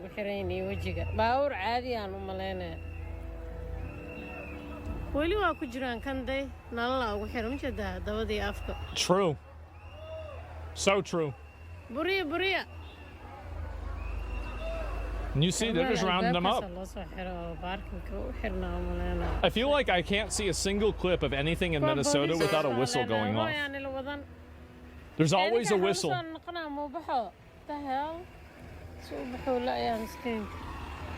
Do you think they're arresting more citizens than catching legal aliens at this point?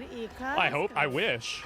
Yeah, I feel like there's probably more citizens that are causing problems than illegal aliens. Yeah, it's getting pretty bad. Look at them all.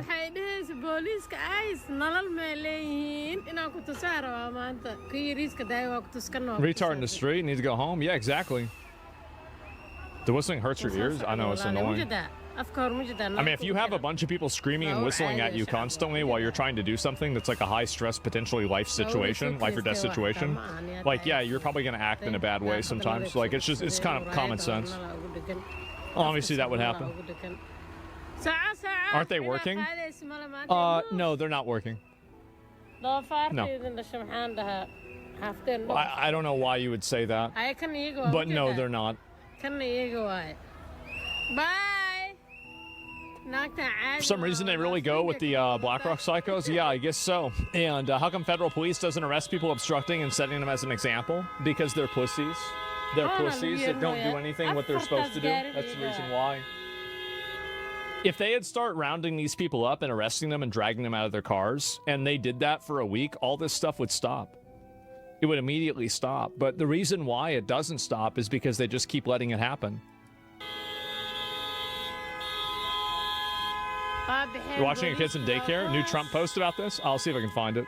Yeah, it'll be over in a week if they started arresting people that were doing this. Recording equals obstructing? Do you think that I meant... Do you think that I think recording is obstructing? Do you think that? Do you think that I think that?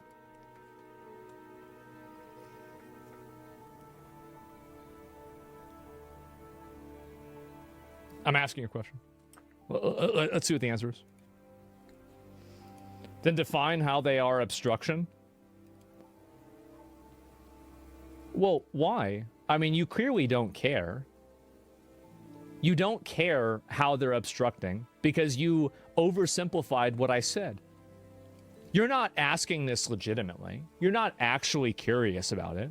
You're just saying this to just make another, so you can't record? No, nobody's ever said that. Jesus. What an idiot. What a moron. Asman, the man who supported body cams for so long, is famously now against law enforcement. I know, man. He's just disrupting a stream? Yes. Every version of leftist discourse is pretending to not understand. I think that in a lot of the arguments that these people make, there is an intentional type of dishonesty or misunderstanding. I do think that's true. I think it's overwhelmingly true. It is. Tim Wall's being said, this is a no ICE autonomous zone. No ICE zone.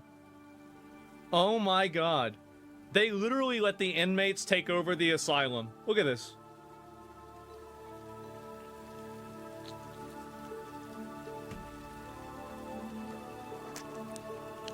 Wow. Remember what I said before? They don't hate the government. They want to be the government. It's just what I said. What a surprise. Could have never guessed this one, huh? The police are not doing anything? I know. They're not doing a fucking thing. And this, by the way, this is in Austin, Texas. This is what happens in Austin, Texas.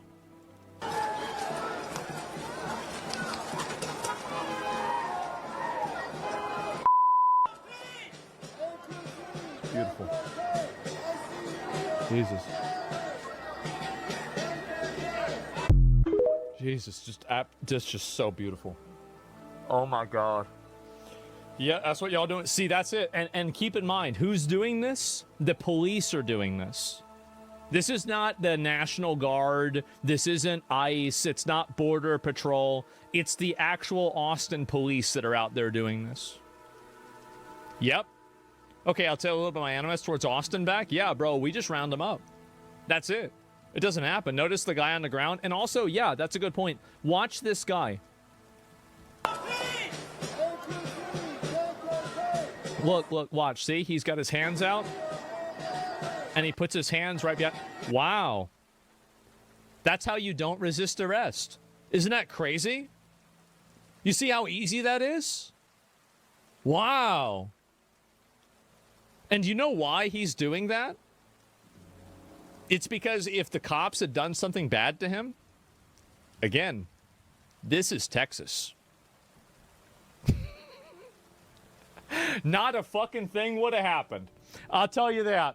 Yeah, the Austin Police Department, there are some, they do not play around with people. They don't. And, yeah, you see them scatter, exactly, because, like, shit's gonna happen. Mr. Bombastic, bomba fantastic.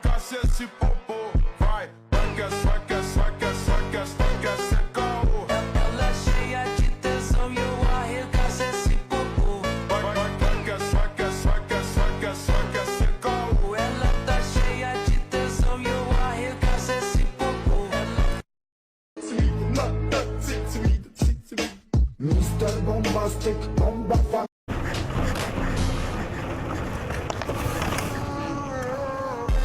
Okay, wir schaffen das, wir schaffen das, wir schaffen das.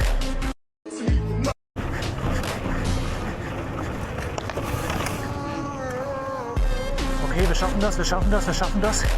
Sehr gut. Ich hab's. So, Balance halten.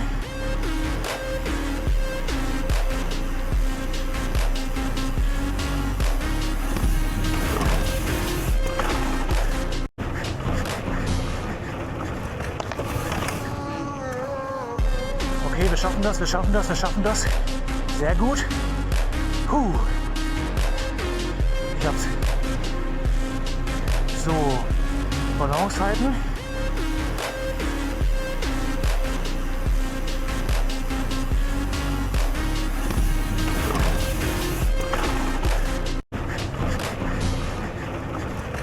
This puzzle took players 1 year to solve. A teenager diagnosed with a rare illness created one of the hardest puzzles ever. The person who solved it, he didn't even play the game. Amara was 15 when she found out she had a rare liver cancer. The Make-A-Wish Foundation reached out and flew her to the Blizzard headquarters to compose music for the game World of Warcraft. But the devs had an idea. They wanted to immortalize her music, along with her cat Jenny, into the game forever. So they designed a secret puzzle, the hardest one they'd ever made. Once word got out, 160,000 players in a secret finding Discord tried to crack it. It all starts at an NPC named after Amara, telling her you'll keep an eye out for her missing cat. But that was just the beginning. Players quickly hit a wall. For almost an entire year, they were stuck. The clues were musical notes, floor tiles, and cat treats scattered throughout an opera hall. While fighting cancer, Amara watched them struggle. She would read the theories players came up with to her family, and they'd laugh together. The puzzle connected her to the outside world, while she was too sick to socialize or go to school. Noticing it was taking players too long to figure it out, she made a deal: raise money for cancer research in exchange for hints. Within days, they raised over $5,000. Then, out of nowhere, a guy named Paul, who didn't even play World of Warcraft, solved it. The cat treats on the floor tiles recreated her musical composition note by note. The reward was a pet cat named Jennifer, and her song, Amara's Wish, plays in the game. In 2023, Amara Strandy passed away from her illness, but her cat and her music are still in the game waiting for players to find them. This puzzle took players 1 year to... Okay, first of all, I give you a little... He's just like, hey. That scared me. I thought he was coming. Hey. So he's really confused right now. This is interesting. If he got too much more, I would flip him. He's really not knowing what he's supposed to be doing with me right now. All this buck scent all over me's got him super confused. So now we got a postured goat that thinks he's potentially the authority on me. So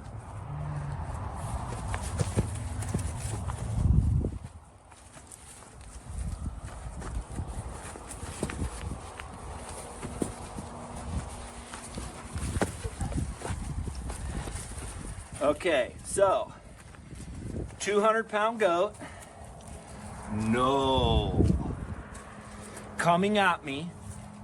So he had his head towards me. I couldn't grab him underneath. So this is a goat that never does this. This is a goat that's friendly. This is a goat, no, that's friendly.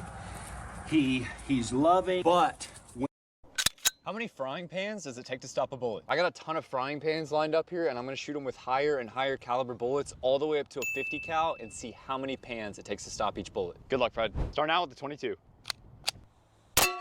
Our bullet put a dent in our first pan, but it did not make it all the way through. Next up, 9 mil. Our bullet came through our first pan, bounced off the second, and landed right here. Moving up to the revolver, shooting around a 44 Magnum.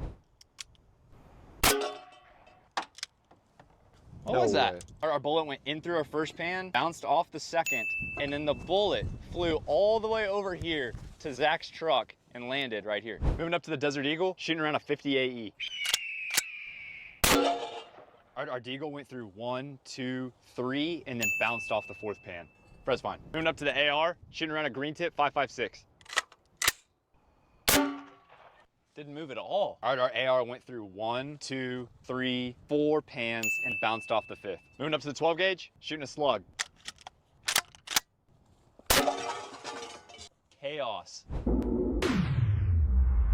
Our slug went through 1, 2, 3 pans, bounced off the fourth, and landed right here. Moving up to the Scar, shooting around a 308.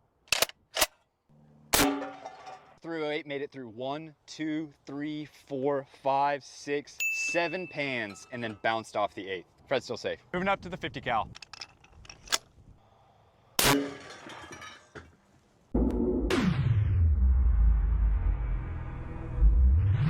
Fred, the 50 cal entered right here, made it all the way to pan number 9, and then winged Fred. How many frying pans does it take to stop a bullet? I got a ton of frying pans lined up here, and I'm gonna shoot them with higher and higher caliber bullets all the way up to a 50 cal and see how many pans it takes to stop each bullet. Good luck, Fred. Starting out with the 22. Your AI gets dumber the longer you talk to it. Downgrading my little brother's gaming PC until he notices. So my brother actually has a better graphics card than me, so I'm gonna swap them out. Two graphics cards, they do look different, but I don't think he'll notice because he has told me that he doesn't look at his PC. Put the 6600 XT in. Now we just gotta put the 6650 XT back in my PC. And it boots up. We got Luke's PC set up and the graphics card is working great. Alright, it's a little bit later, it's after Halloween. He's playing on his PC right now, so I'm gonna go investigate and ask him. Is your PC feeling good? Yeah. Does anything feel different at all? Anything feel different? No. You sure? Okay, great. So it looks like I got a free upgrade, so thanks for watching. Downgrading my little brother's gaming PC until he notices. So my brother actually has a better graphics card than me, so I'm gonna swap them out. Two graphics cards, they do look different, but I don't think he'll notice because he has told me that he doesn't look at his PC. Put the 6600 XT in. Now we just gotta put the 6650 XT back in my PC.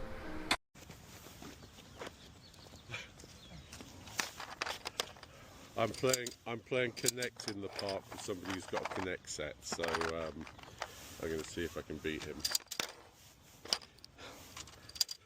You remember Connect? Well, he's going to beat me, I can tell, because I know he's going to go there, so I'm going to see if I can trick him. Some random person who turned up with a Connect set in the middle of the park. Yeah, he's going to go there, so... Oh, sorry. Yeah. Okay, he's going to go there. Okay, go there. Oh, I think he's going to beat me. Hang on a second. He's going to go there. Not that one. He's going to get a 4 there. So how do I... Okay. Okay. Right, I think he's got me for some reason. I think he's an expert at this.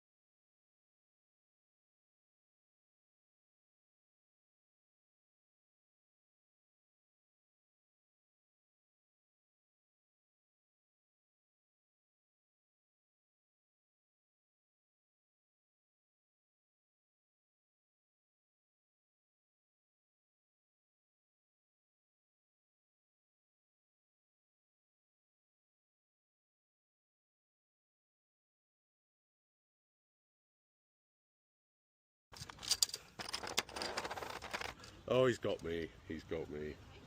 Has he got me? 1, 2, 3. If I go there, I'll give him the 4. He'll go there. I can't block him there. I'll just give him that one. Alright. I'm just... Okay. No, I think he's got me now. 1 second. No, he's got me. There. Okay. Hang on. Okay. There. He's got me. Well done.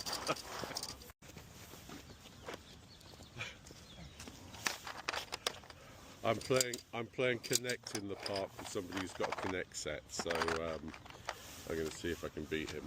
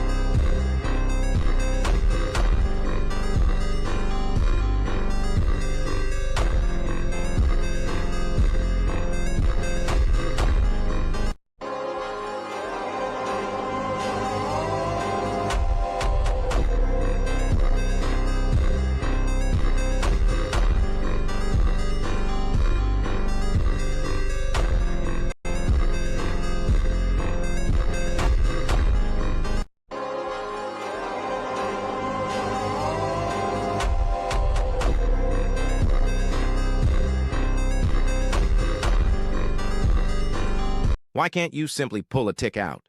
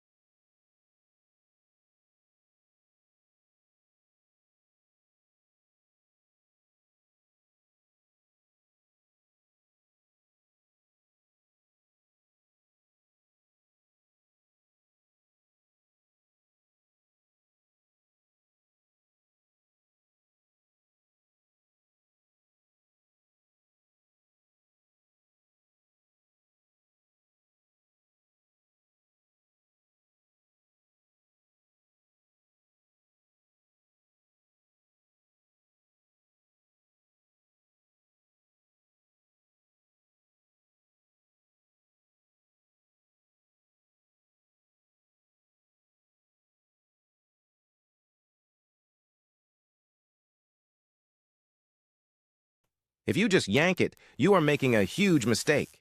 It doesn't just bite. First, it uses 2 telescoping rods to saw through your skin layers. Before digging deeper, it spits saliva containing an anesthetic. This is why you never feel the bite happening. Then, it inserts the hypostom. It looks like a chainsaw covered in sharp, backward-facing barbs. These barbs act like a harpoon. The harder you pull, the deeper they dig into your flesh. To make matters worse, many ticks secrete a special cement that glues them to you permanently while they feed. So when you pull the body, the head rips off and stays locked inside, causing severe infection. After feeding, it drops off to lay thousands of eggs. If you see a red ring, seek medical help. Why can't you simply pull a tick out? If you just yank it, you are making a huge mistake. It doesn't just bite. First, it uses 2 telescoping rods to saw through your skin layers. Before digging deeper, it spits saliva containing an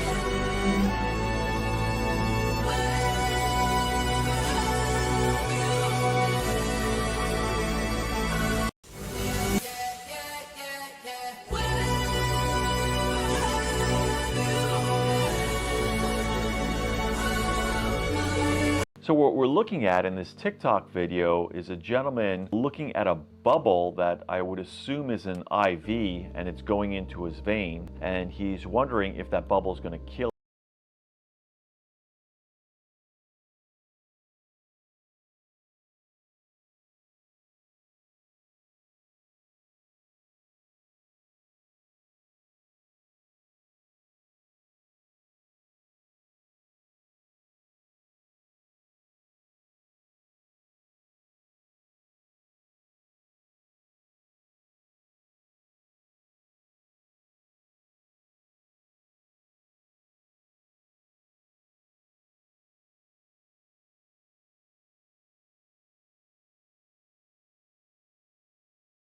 him. So basically, in general, bubbles in peripheral IVs in your hand or your arm are unlikely to kill you. While the medical term for this is called an air embolism, that can be life-threatening, but it typically requires a much, much larger amount of air than just a few bubbles. So those usually small bubbles don't cause any serious harm. So what we're looking at in this TikTok video is a gentleman looking at a bubble that I would assume is an IV, and it's going into his vein, and he's wondering if that bubble is going to kill him. So basically, in general, bubbles in peripheral IVs in your hand or your arm are unlikely to kill you. While the medical term for this is called an air embolism, that can be life-threatening, but it typically requires a much, much larger amount of air than just a few bubbles. So those usually small bubbles don't cause any serious harm. So what we're looking at in this TikTok video is a gentleman looking at a bubble that I would assume is an IV, and it's going into his vein, and he's wondering if that bubble is going to kill him. So basically, in general, bubbles in peripheral IVs in your hand or your arm are unlikely to kill you. While the medical term for this is called an air embolism, that can be life-threatening, but it typically requires a much, much larger amount of air than just a few bubbles. So those usually small bubbles don't cause any serious harm. So what we're looking at in this TikTok video is a gentleman looking at a bubble that I would assume is an IV, and it's going into his vein, and he's wondering if that bubble is going to kill him. So basically, in general, bubbles in peripheral IVs in your hand or your arm are unlikely to kill you. While the medical term for this is called an air embolism, that can be...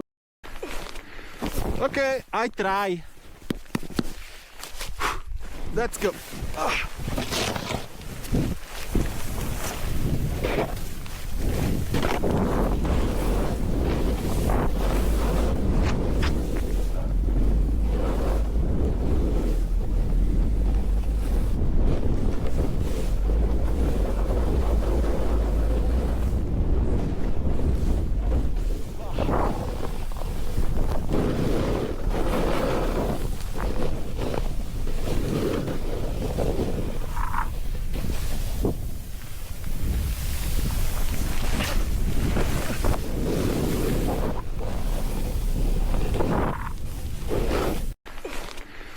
Okay, I try.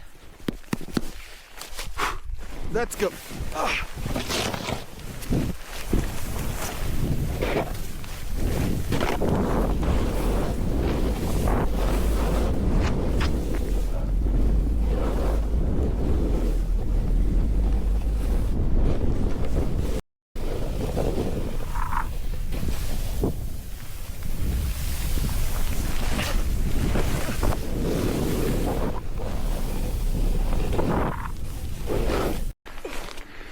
Okay, I try.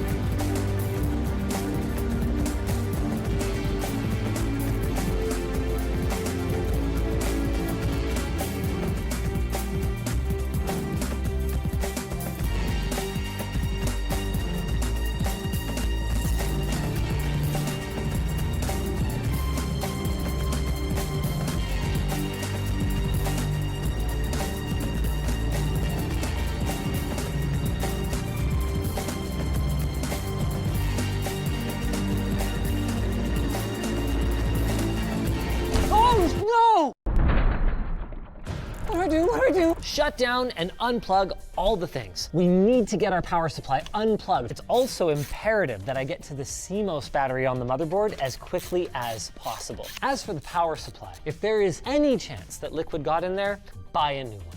As you may know, distilled water is an excellent solvent. That's going to require some disassembly. We would recommend a bath followed by a pour from a fresh bottle. Anything with moving parts can be a little on the trickier side. You're just gonna wipe off any surface spills, try to avoid getting any fluid into the bearings. Now, we can accelerate the process, this time with 99% isopropyl alcohol, allowing you to put things back together in as little as, I'd say, about 6 hours. No signal, that's not good. Yeah, woo!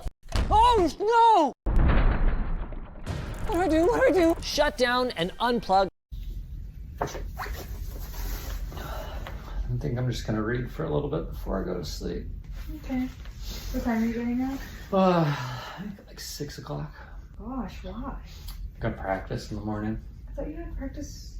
Yeah, it's at 8. I got you. You've read this book before, right? Crazy Love? I read like half.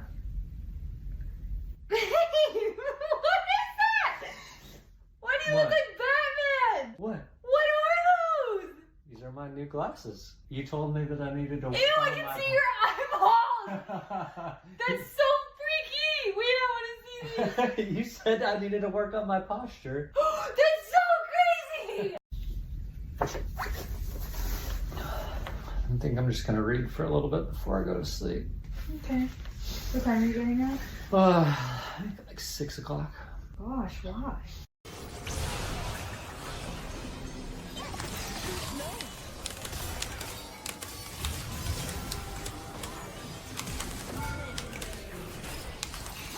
I'm out.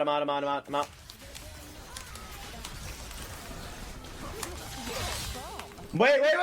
I'm actually out. I need to raven this. I need to raven this. Okay, no, I'm in. What do you mean out? What do you even mean out? I don't know what out means. I'm in.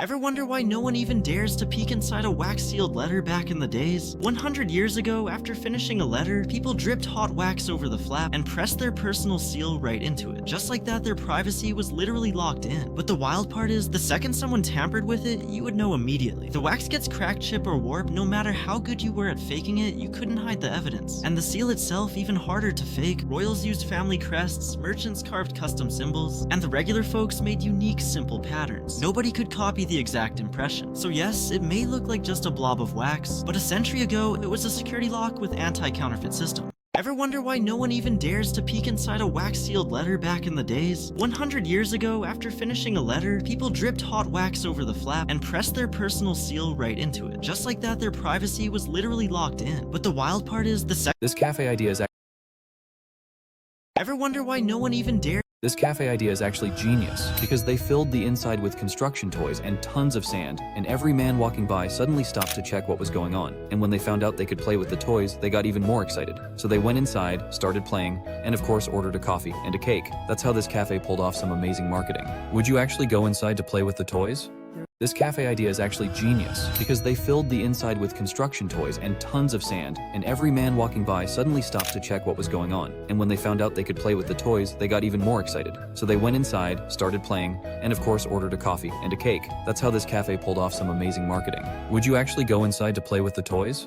This cafe idea is actually genius, because they filled the inside with construction toys and tons of sand, and every man walking by suddenly stopped to check what was going on. And when they found out they could play with the toys, they got even more excited. So they went inside, started playing, and of course ordered a coffee and a cake. That's how this cafe pulled off some amazing marketing. Would you actually go inside to play with the toys? This cafe idea is actually genius, because they filled the inside with construction toys and tons of sand, and every man walking by suddenly stopped to check what was going on. And when they found out they could play with the toys, they got even more excited. So they went inside, started playing, and of course ordered a coffee and a cake. That's how this cafe pulled off some amazing marketing. Would you actually go? Is that her face in a foot spa?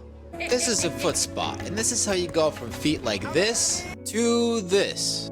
Meet Victoria, who went to a fish spa, which is when these fish eat the dead skin off of you because they're starved and they have nothing else to eat. Problem is that you can clean the water in the tank, but you can't clean the actual fish in between clients, so they transmit infection from one person to another. And so Victoria contracted a bone-eating infection and lost one toe and then the other. And then the poor thing lost all of her toes. And now, despite cases like this, people are still sticking their heads into fish tanks. Is that her face in a foot spa? This is a foot spa, and this is how you go from feet like this to this. Meet Victoria, who went to a fish spa, which is when these fish eat the dead skin off of you because they're starved and they have nothing else to eat. Problem is that you can clean the water in the tank, but you can't clean the actual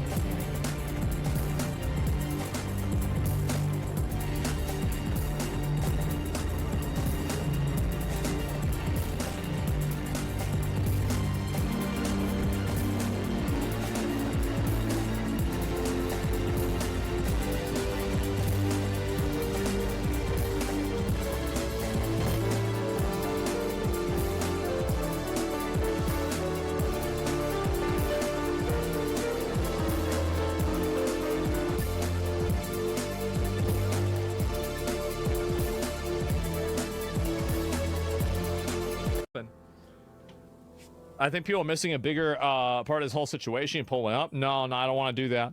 And no fucking around in Texas. He's still alive. I know that. Yes. Not resisting arrest is a really, it's like a cheat code for not having a situation escalate. It really is. Mm-hmm. Oh.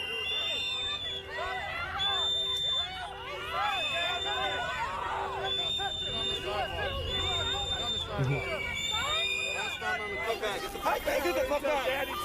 Get the fuck back! And you motherfuckers get tried for your crimes! You guys suck so bad. You're gonna be in so much fucking prison. Fucking bitch! Suck my dick, you fucking pussy! Jesus. He mad as hell. Uh-huh. And by the way, I think that you should believe them when they say that. These people, absolutely, their goal is to find out who the people are that are doing this and then put those people in jail.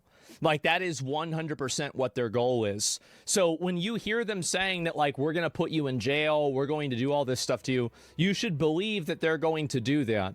And that's why it's important to take every measure possible to make sure that they're not able to do that. And I think really this is the big issue that I think a lot of people that are, you know, I think actual like Americans don't understand is that Americans, I think, have been defeated in a lot of cases by the amount of like privilege and the amount of security that we have. And I think because of that, Americans don't really perceive threats as being genuine. Like, there's never been a war on American soil besides obviously the Civil War, and everybody's dead that was involved with that. And so there's no real reason why you can't imagine this is actually going to happen. Yeah, we lost the victory. Yeah, exactly. I think that, like, it's like the Batman thing, victory has defeated you. And I think this is true, is that America has become so safe that a lot of these people don't realize that, you know, if you give the wrong people the reins to power, then those people will exercise it against you with no reservations. And in some cases, it's important for you to do the same thing to them as self-defense, preemptively. And I think that really you see people that are saying this stuff, and my best advice is to believe them. Like, believe them 100%.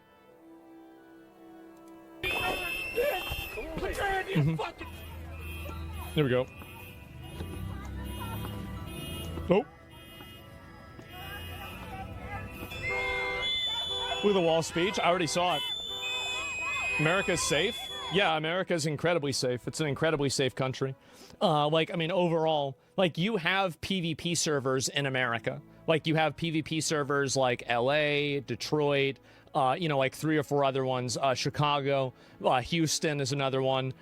Is that, like, yeah, you do have PvP servers, but if you take the PvP servers off the list and you look at the way that an average American's living, yeah, I would say the country is very safe. Absolutely.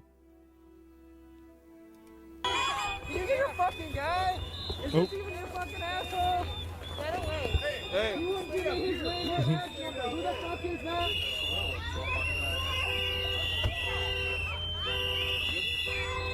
Just don't be a dumbass? Yeah.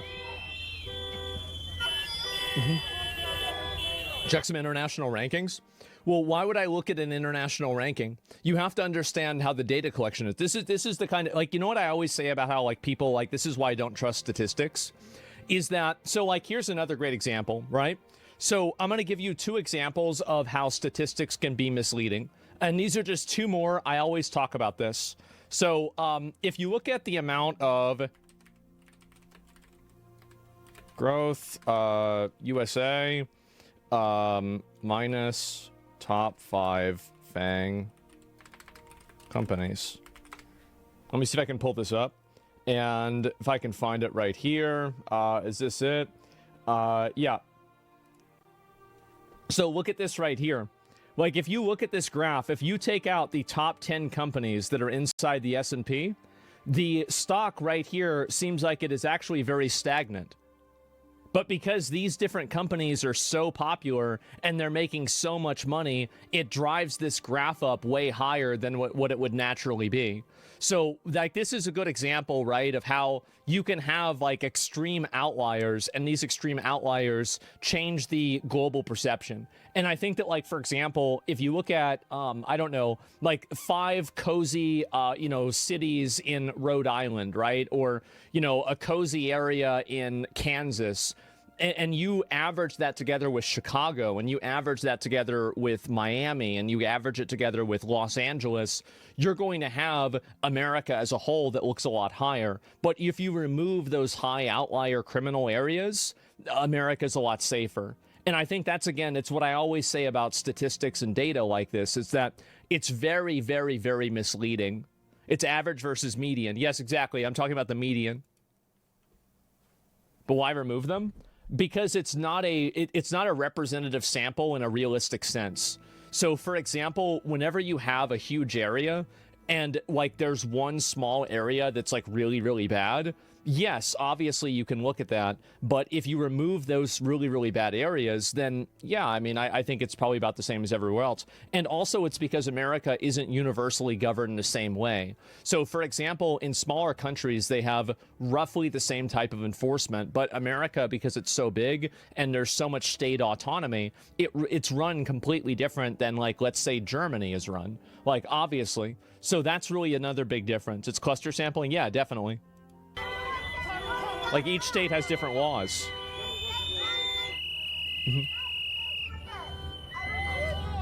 What's up, everybody? I'm Dr. Winners, aka The Bentis, and we're back for another baby tooth. There is one probably hidden up top, is my guess. We're going to continue to see what's going on, but it looks like they're making room for the actual permanent central incisor to come in. So let's take a look. Oh my gosh.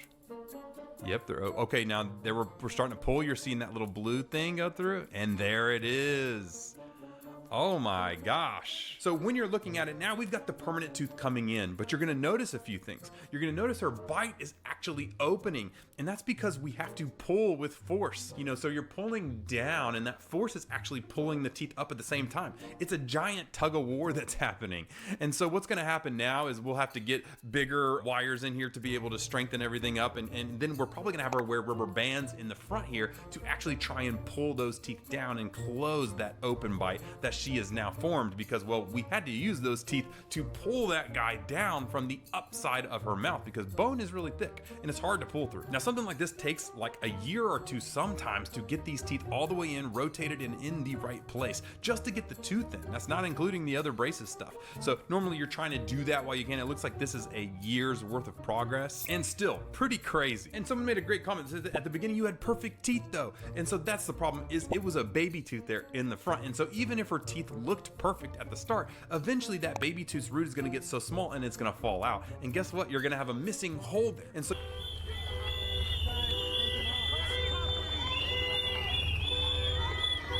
Take a shot. He says, for example. Yeah, sorry about that. Sometimes I say the same thing all the time. Take, it's a fact. It's a fact. You guys, by the way, just look this up. You can look all of this up yourself. You can, like, all of this stuff, like the way I just showed it just a minute ago, you can look it all up yourself and you'll find out and you'll see it's true. I'm going there right now. No, you're too close. You're too close. I don't care. Yeah, statistics, America versus other countries, not the point. Keep saying shit, yeah.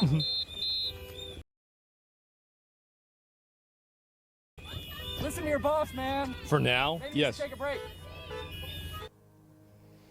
Uh-oh. So yeah, I mean, I don't think this is really all that bad. I thrive in these PvP servers? No, bro, like, no.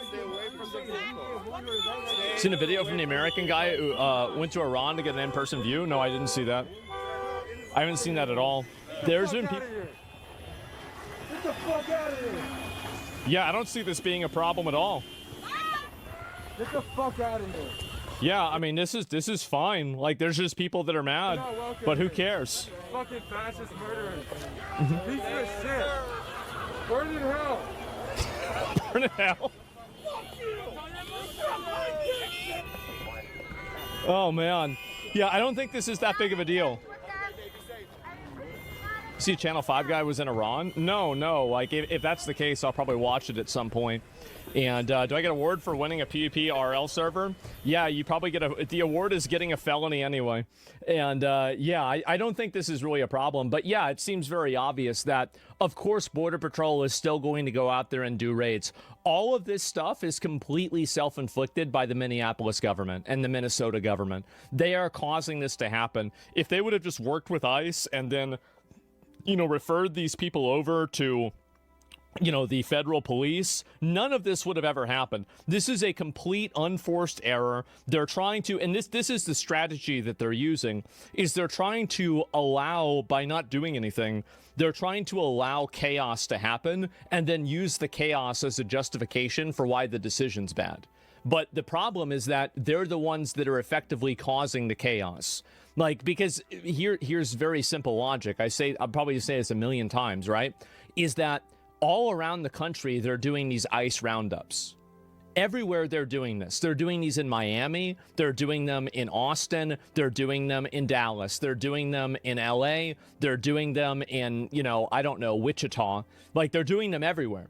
So why is it that all of these problems are isolated to a handful of areas? Well, it's very simple. It's because those areas are the problem. ICE is the common denominator. And in most of the cases, there are no issues. So if ICE were the problem, then they would be the problem everywhere. But they're not. So very obviously, ICE is not the causal factor. This is basic logic. It is. It's total basic logic. There's a city that Soros paying the protesters. I don't think people are necessarily getting paid. I mean, maybe some people are, right? I mean, there could be agitators being paid, but I'm not even really sure.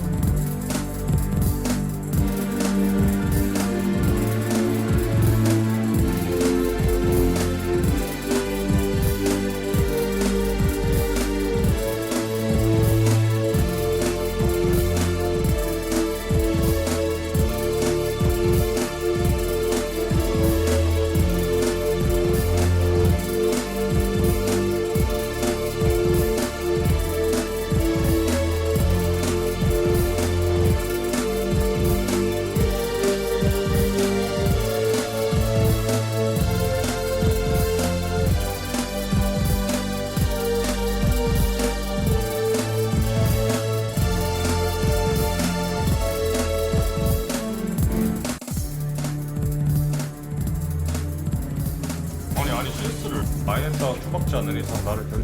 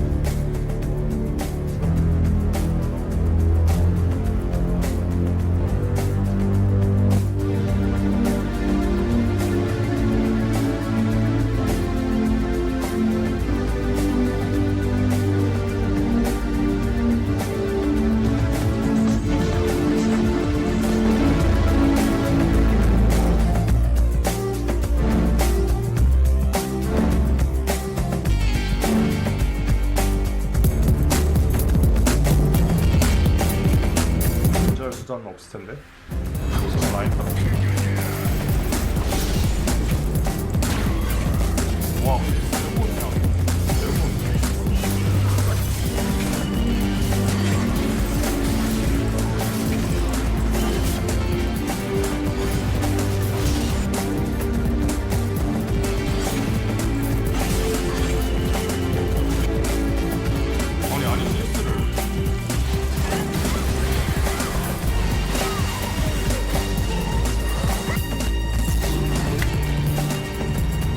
Today in the mid lane we have Faker. My god, it's almost comical at how these champions kind of mirror each other in their styles and technique. Like the passive from Yasuo is extremely strong. You just wait for that passive bar and force a trade with bone plating, you're probably not going to lose. But Faker, he's playing around it. He finally lands it. Did he just... Oh my god, that chunk is so nice. Now he has ultimate, but I don't think it's going to be worse. Let's see if he can blow it. Pops the exhaust instantly. Diana comes in, gets the knock up. Oh, yeah, the Diana. A little bit of trolling made the R not hit, but the exhaust, the ultimate, everything comes through, and he collects the kill and the assist. Yeah, and that was a nice 2v2. I'm surprised at how many close range Qs Faker can dodge from P-Zhang. At 8 ping and Faker mechanics. Get the plating. And I mean, this is just going to be such a monumental buy for Faker here. It's going to completely change the matchup. He's going to be sitting... Careful. He's going to be sitting on so much gold. P-Zhang still has 70 in 8 minutes. But Faker was 77 plus a kill and assist. He'll make his way towards the shield bow. Interesting, he gets the vamp. Needs to get as much sustain as possible into the matchup. Gets the crit cloak as well to get a little bit crit. Working his way up. And there's actually a build going around with Chovy. You guys have seen it. He does a tank Yone setup. I don't think it's very good. But will Faker be going it? I hope not.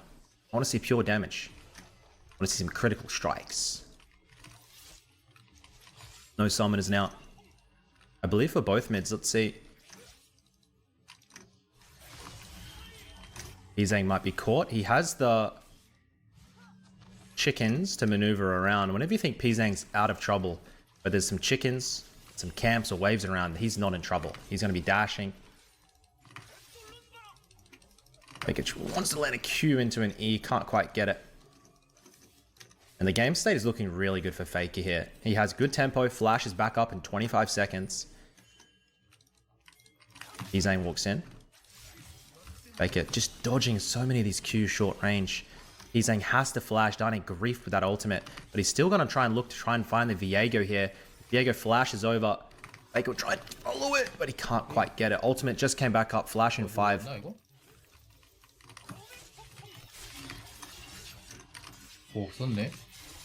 Level 9 finally. Gonna make this wave clear so smooth for the Yone. And I don't expect Faker to drop below 10 CS per minute this game from here on out. Oh, yeah. Ultimate comes through. Beautiful. He knew. He knew the Yasuo ult was coming, so he ulted just before P-Zhang gets baited. Both mid laners ults have been blown, but the Gragas ult also definitely win out for Faker there.